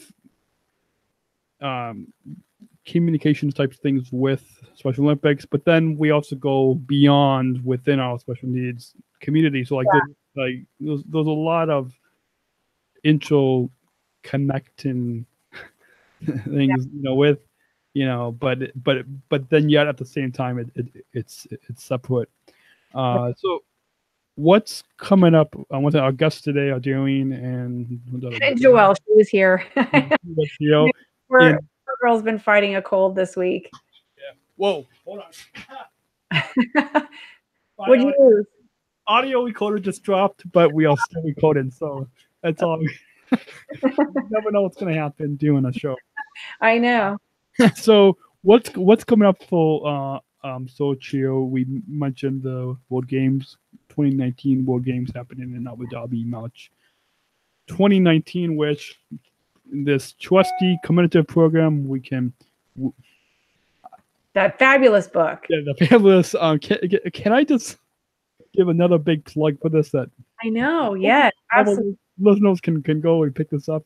Yeah. But 2019, and at the end of the program, we've got an audio clip that will touch on a few highlights that I made in this book. But it's happening. 2019 World Games in Abu Dhabi happening March 14th to the 21st, 2019 in Abu Dhabi. And so, what's coming up for SOCheer? Probably a little bit of a break after Abu Dhabi. Goodness gracious, to have 3 major events basically in a row is a lot of work. But no, there's no breaks for SOCheer. I am totally committed to this. I think it would be, well, we're interested in participating as a game cheering program for the Winter Games, wherever those will be. Don't think that Special Olympics International has announced yet where the next World Winter Games will be, but when they do, we'll make sure to let people know at Special Chronicles. Yeah. And so we're hoping to have a game cheering program there. We wouldn't do another cheer competition demonstration. We would just want to fall in line with. I don't think we would. I know that dance has really done a dance competition at every World Games. They were in Los Angeles, then Austria, and now they'll be in Abu Dhabi as well. And so I don't know. I guess I would just have to consult with people to see if maybe we would want to do a cheer competition demonstration at the World Winter Games as well. And then that may be sort of a testing ground to see where it works out best. In the future, when it becomes an official sport, should we have the cheer competition at a Summer Games, or should we think about having it at a Winter Games because there aren't as many sports, and it would be easier for Special Olympics to incorporate it into the program as opposed to the Summer Games. So, for winter instead of summer, yeah. Yeah. So I think we'll see. So that's a possibility, and then just SOCheer's role in assisting people around the world who want to start cheer programs, and just and generating more Special Olympics cheer programs anywhere we can. That's definitely a goal. So if we're not cheering at a World Games or competing or a competition demonstration at a World Games or National Games, we're helping people start programs around the world. Awesome.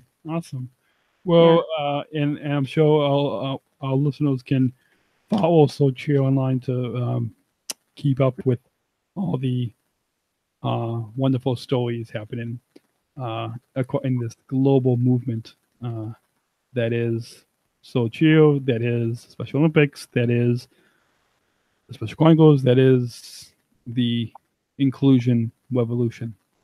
Yeah, absolutely. And just to add to that, in the tagline that I was trying to say earlier, and I was forgetting one word, but that cheerleading promotes leadership, athleticism, and entertainment.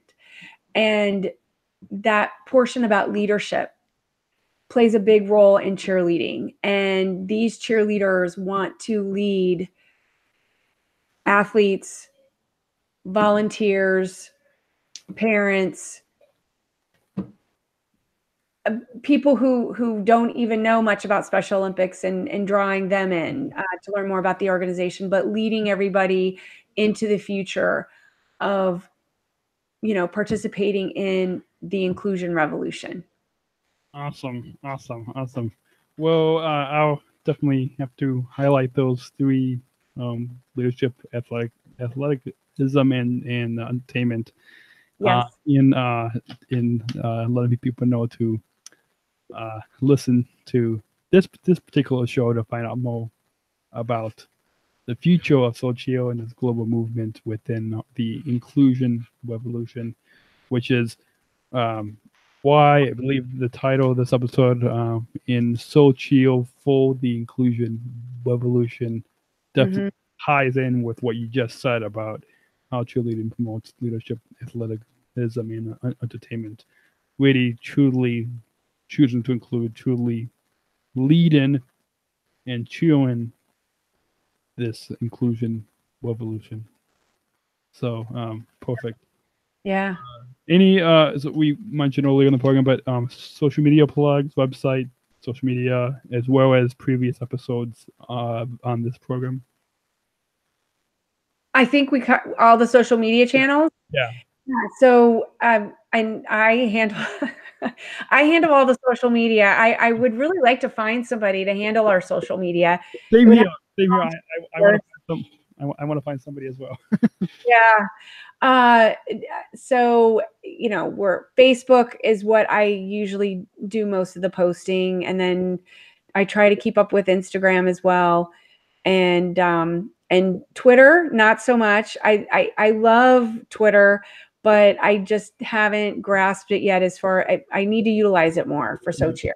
So I think that's going to be one of my goals over the next few months, is to start tweeting more from SOCheer. And then also Snapchat. We have a Snapchat account as well. And all four of those social media channels have the same, what do you call it? Like address, I guess. It's at all. So it's at SOCheer, the number 4, all, ALL, @gmail.com. Awesome. So yeah, so we'll put all the information in the show notes on SpecialChronicles.com for episode 307.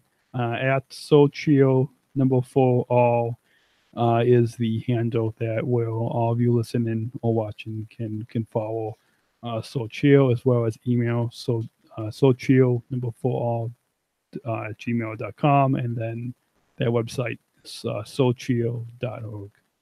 Awesome. So before we get one, as we finally come to a close on this. I know, Daniel, am I your longest guest? I mean, oh my gosh, I think we've been going for 2 hours. About 5 years ago, we had some when we had a couple co-hosts, we had a couple of 2-hour shows. but it's all good. It's all, I mean, yeah, I hope people listen to the whole thing. Yeah, or stop and go. I mean, people love it. Like, and even when you guys were in Los Angeles, people listened to that podcast and then came and found you guys performing on the beach in Los Angeles. Oh my gosh! I don't know if you ever saw that story. I didn't go to that venue that day, but I don't know. That I think it was there was a comment on that episode, and somebody was doing a story on SOCheer, and they listened to that podcast that we did the month before the World Games on 2015 in Los Angeles. Oh my goodness. And then came and found you guys. And so wow. It goes to show you the power of us getting behind the microphones. We are not just talking to ourselves. There is this community out there who is listening to us and making a difference beyond the microphones that we're speaking from right now. Absolutely. So all of those of you who have listened to the full broadcast of this podcast, thank you so much. Thank you so much. And so as we come to a close, just to let you guys know, we do have this short closing remarks. So we're going to be playing for you in just a moment, and then immediately after that, stay tuned, because we will make we are doing a soft launch right now, soft launch at the end of this program for an upcoming celebration that you do not want to miss this year. So, any final thoughts on your overall time here today on we tone on Special Chronicles? Thank you for having me on your show. And I just know that I love to come on anytime. It's so much fun to interact with you this way and just talk about cheerleading. It's definitely, as you can tell, I love to talk about it, and I'm so enthusiastic.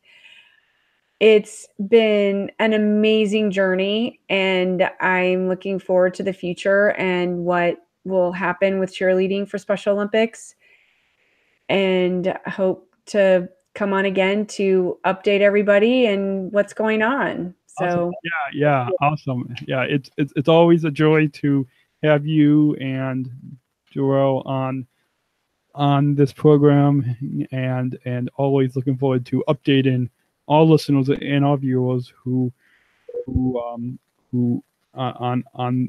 updates in following your journey. And our listeners go to specialchronicles.com/SOCheer, the number 4 all. You can our listeners can actually go and listen or watch the history going back to 2015. Yeah, it's pretty amazing there. And again, if you want to share your feedback, you guys can email us feedback@specialchronicles.com, feedback@specialchronicles.com, or you can send us audio feedback.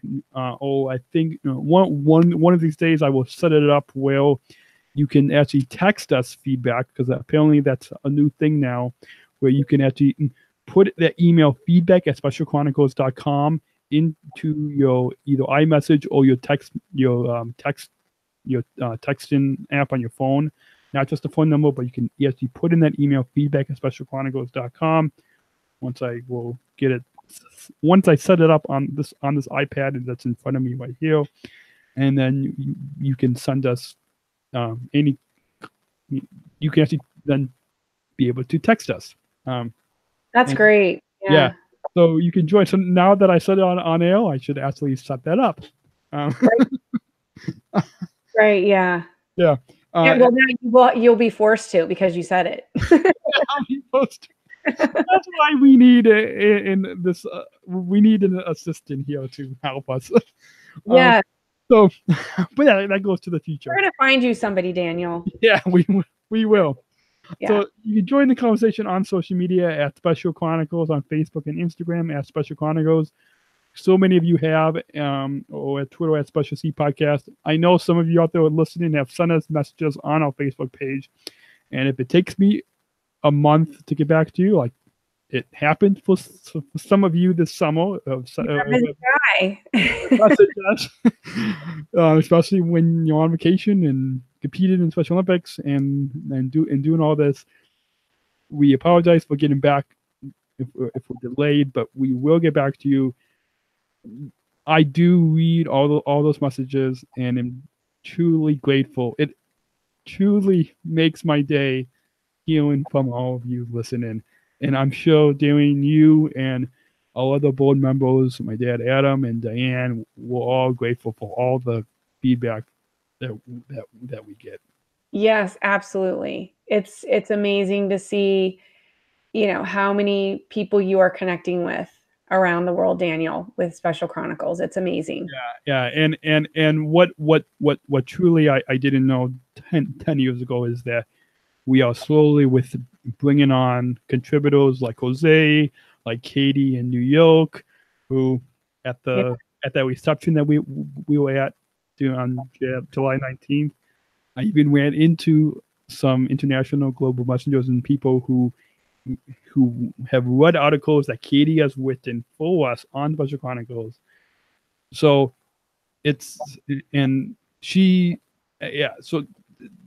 by bringing people together, that is what's making this movement happen.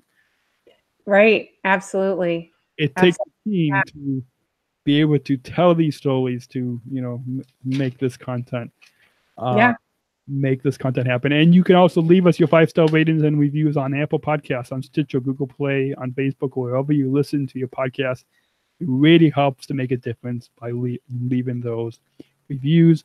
And before we get to that big announcement and we close and we sign off, bear with us as we have these closing remarks. You've been listening to our Special Olympics 50th Anniversary podcast series, where we are celebrating a movement. I'd like to share with you a few closing remarks that can be found in the Special Olympics 50th Commemorative Program book, and that was passed out. There's lots of historical information and a few excerpts from Tim Shriver's book, but I'd like to share with you a few highlights. And the first is on page 85 from this book, talking about the new Special Olympics and ESPN 50 Films series. This is where Special Olympics and ESPN are creating a series of 50 short films about the inclusion revolution. The broader aim of this project is to reposition Special Olympics for the next 50 years, which is no longer simply as a movement for those of us with intellectual disabilities, but it is a movement that draws its power from us, that is led and transformed by athletes themselves. The series will kick off with a 1-hour special on ABC on July 28th, 2018. And then from August 2018 to July 2019, one short film will broadcast each week on ESPN and simultaneously released on Special Olympics' owned webpage. The series will conclude with a 1-hour special at the end of July 2019. And then on page 102 here, there's a pledge. It talks about the revolution is inclusion. I'd like to read this for you so you can understand the importance of what this means, not just for myself as Special Olympics athlete leader, but for all of us. and how you can join it. So here we go. The revolution is inclusion. We are not just athletes. We are the ambassadors of an uprising. Peaceful protesters in a rebellion against anyone who has a fear of difference. Our demands are all equality, dignity, and the recognition of our shared humanity. We will not stop or accept anything less. We are deserving. When we compete, we're fighting for a more inclusive world. We are champions on the field and for this cause. Today, our world is more divided than ever, and coming together has never been more urgent. The revolution is inclusion, and it's not optional. The only choice you need to make is how you will join it. And if you'd like to join it, you can go to specialolympics.org/inclusion, or I believe you can also go to jointherevolution.org. Jointherevolution.org, and please join us and make your pledge to choose to include us. Also, in this 50th commemorative program, I had the opportunity to write a guest column on page 82 titled "Onto a Unified Future." And maybe I'll try to scan it in or reprint it on Special Chronicles. So for those of you guys who may not actually have this physical book, but I'd just like to say it was an honor to write this guest column in this 50th commemorative program. And then another quick, there's tons of excellent information in here. Another quick note on here: the Smithsonian's National Museum of American History opened Special Olympics at 50 in July, which is a new display showcasing 50 years of Special Olympics. And if you have just listened on this first part of this podcast series, doing conversation with Tim, Tim talks a little bit about this new exhibit at the National Museum of American History. So there's some more information at americanhistory.si.edu for more information about that exhibit. And then on page 84, talk about the upcoming Special Olympics 2019 World Games happening in Abu Dhabi. So the 2019 World Games will be held in Abu Dhabi, the United Arab Emirates. 24 sports will be taking place from March 14th to the 21st, 2019. It is an estimated 7,000 Special Olympics athletes and their 2,600 coaches will participate in the games. And long-time listeners will remember previous guests on this program, Kara Byland from Special Olympics Great Britain, will be competing at the World Games in Abu Dhabi next year, March 14th to the 21st, 2019. And I'd like to share a few of the sports that will be at the next World Games happening in Abu Dhabi. The court sports will be badminton, basketball, beach volleyball, bocce, handball, table tennis, and volleyball. The races will be in athletics, cycling, kayaking, open water swimming, roller skating, sailing, swimming, and triathlon. The judge competitions will be equestrian, judo, artistic gymnastics, and rhythmic gymnastics. And then running out the list of sports will be bowling, football, golf, and powerlifting. And then one final note here: there's tons of information in this 50th commemorative program, but there's a Special Olympics Global Athlete Congress that's happening November 10th to the 17th, 2018, in Santo Dominican Republic. The Global Athlete Congress will serve as a platform where Special Olympics athletes will lead the way towards a more inclusive world. Representative athlete leaders from around the world share ideas and develop their leadership skills simply to reach the fullest potential through the leadership roles within Special Olympics, the community, and the workplace. And so if you have enjoyed all Special Olympics 50th anniversary podcast series, celebrating the movement, you can share your feedback. Can I just say that Global Athlete Congress is happening around the same time as another celebration? I know. You not notice that? Uh, Oh my god. so Wait. Daniel, you're losing your foam part on the top of your microphone. You just have to fix whoops. Yeah. Sorry. So let's just anytime by emailing us feedback@specialchronicles.com. That's feedback@specialchronicles.com. Or join the conversation on social media at Special Chronicles on Facebook and Instagram. That's at Special Chronicles on Facebook and Instagram. Or on Twitter at Special C Podcast. At Special C Podcast on Twitter. And make sure to leave us your 5-star ratings and reviews on Apple Podcasts, on Stitcher, Google Play, on Facebook, or wherever you listen to your podcasts. Looking forward to having you join in the conversation and hearing your feedback on this special Olympics 50th anniversary podcast series where we're celebrating a movement in the inclusion revolution. And a quick note on partner, I'd like to let you know that Special Chronicles is proud to partner with the ComEd Energy Force Ambassador Program. The Energy Force is the country's first energy efficiency education program designed for and taught by people with disabilities. Learn more at specialchronicles.com/ComEd. That's specialchronicles.com/ComEd. And we thank ComEd for the generous support of Special Chronicles. And this episode is also brought to you by listeners like you. Please join our supporters.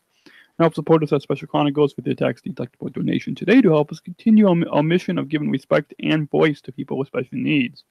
Please go to specialchronicles.com/giving. That's specialchronicles.com/giving. We thank you for your generous support of Special Chronicles. And until next week, stay tuned for the next part of our Special Olympics podcast series and much more content coming up right here on specialchronicles.com/Special Olympics 50. And hope you have enjoyed it. Just wave in the camera. So until next week, take care and God bless you. Say goodbye. Oh, goodbye.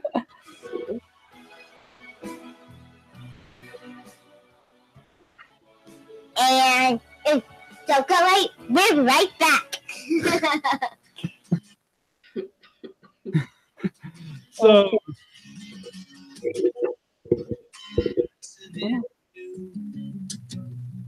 Are we still on? yeah. So thank you for listening. And thank you. So we teased our listeners at the beginning of the program, but I'm looking forward to meeting up, Darian, with you and Joelle and Dean again in person in the awesomely inclusive city of Chicago. At our upcoming November. our soft launch, November 2018, around the weekend of November 17th. That's why we were kind of laughing doing that that Special Olympics Congress event. But so around the weekend of November 17th, you can stay tuned and bookmark this page. We'll put a link in the show notes, specialchronicles.com/10th. It's linked on our Facebook page at the top on that cover photo, but specialchronicles.com/10th, that's /10th. And we'll put all the details there on how you can join us, how you can support us. Hopefully we can get tons of you out there who are locally to come to our celebration in the afternoon, and if you can't are still able to support us, we'll put all the ticket information or how you can donate and help. We're gonna try to hopefully live stream. I would like to try to have some type of commemorative program that may or may not be signing out autographs. We'll have to see. All this we'll have to see. But if you sign up for our email list, because that information is on that 10-year celebration page. It's not a public. Like if you go to a homepage, it's not publicly listed there, but that's a link that we will be putting in information. So, Darian, as you know, that's something that we talked about at our last board meeting. That's something that we're looking forward to. Yep. Very excited. Very excited. Yeah, as a celebration, but also we will be using this to go into the future for next year and the next 10 years of Special Chronicles, which is amazing to think about. I know. We've been going for a decade. I know. It's so fantastic, Daniel. It really is. Thank you, Daniel. Yeah. Thank you. Yeah. So thank you again for coming on this episode 307. Our guests have been doing and our daughter Joelle. Hi. Yeah. She's back.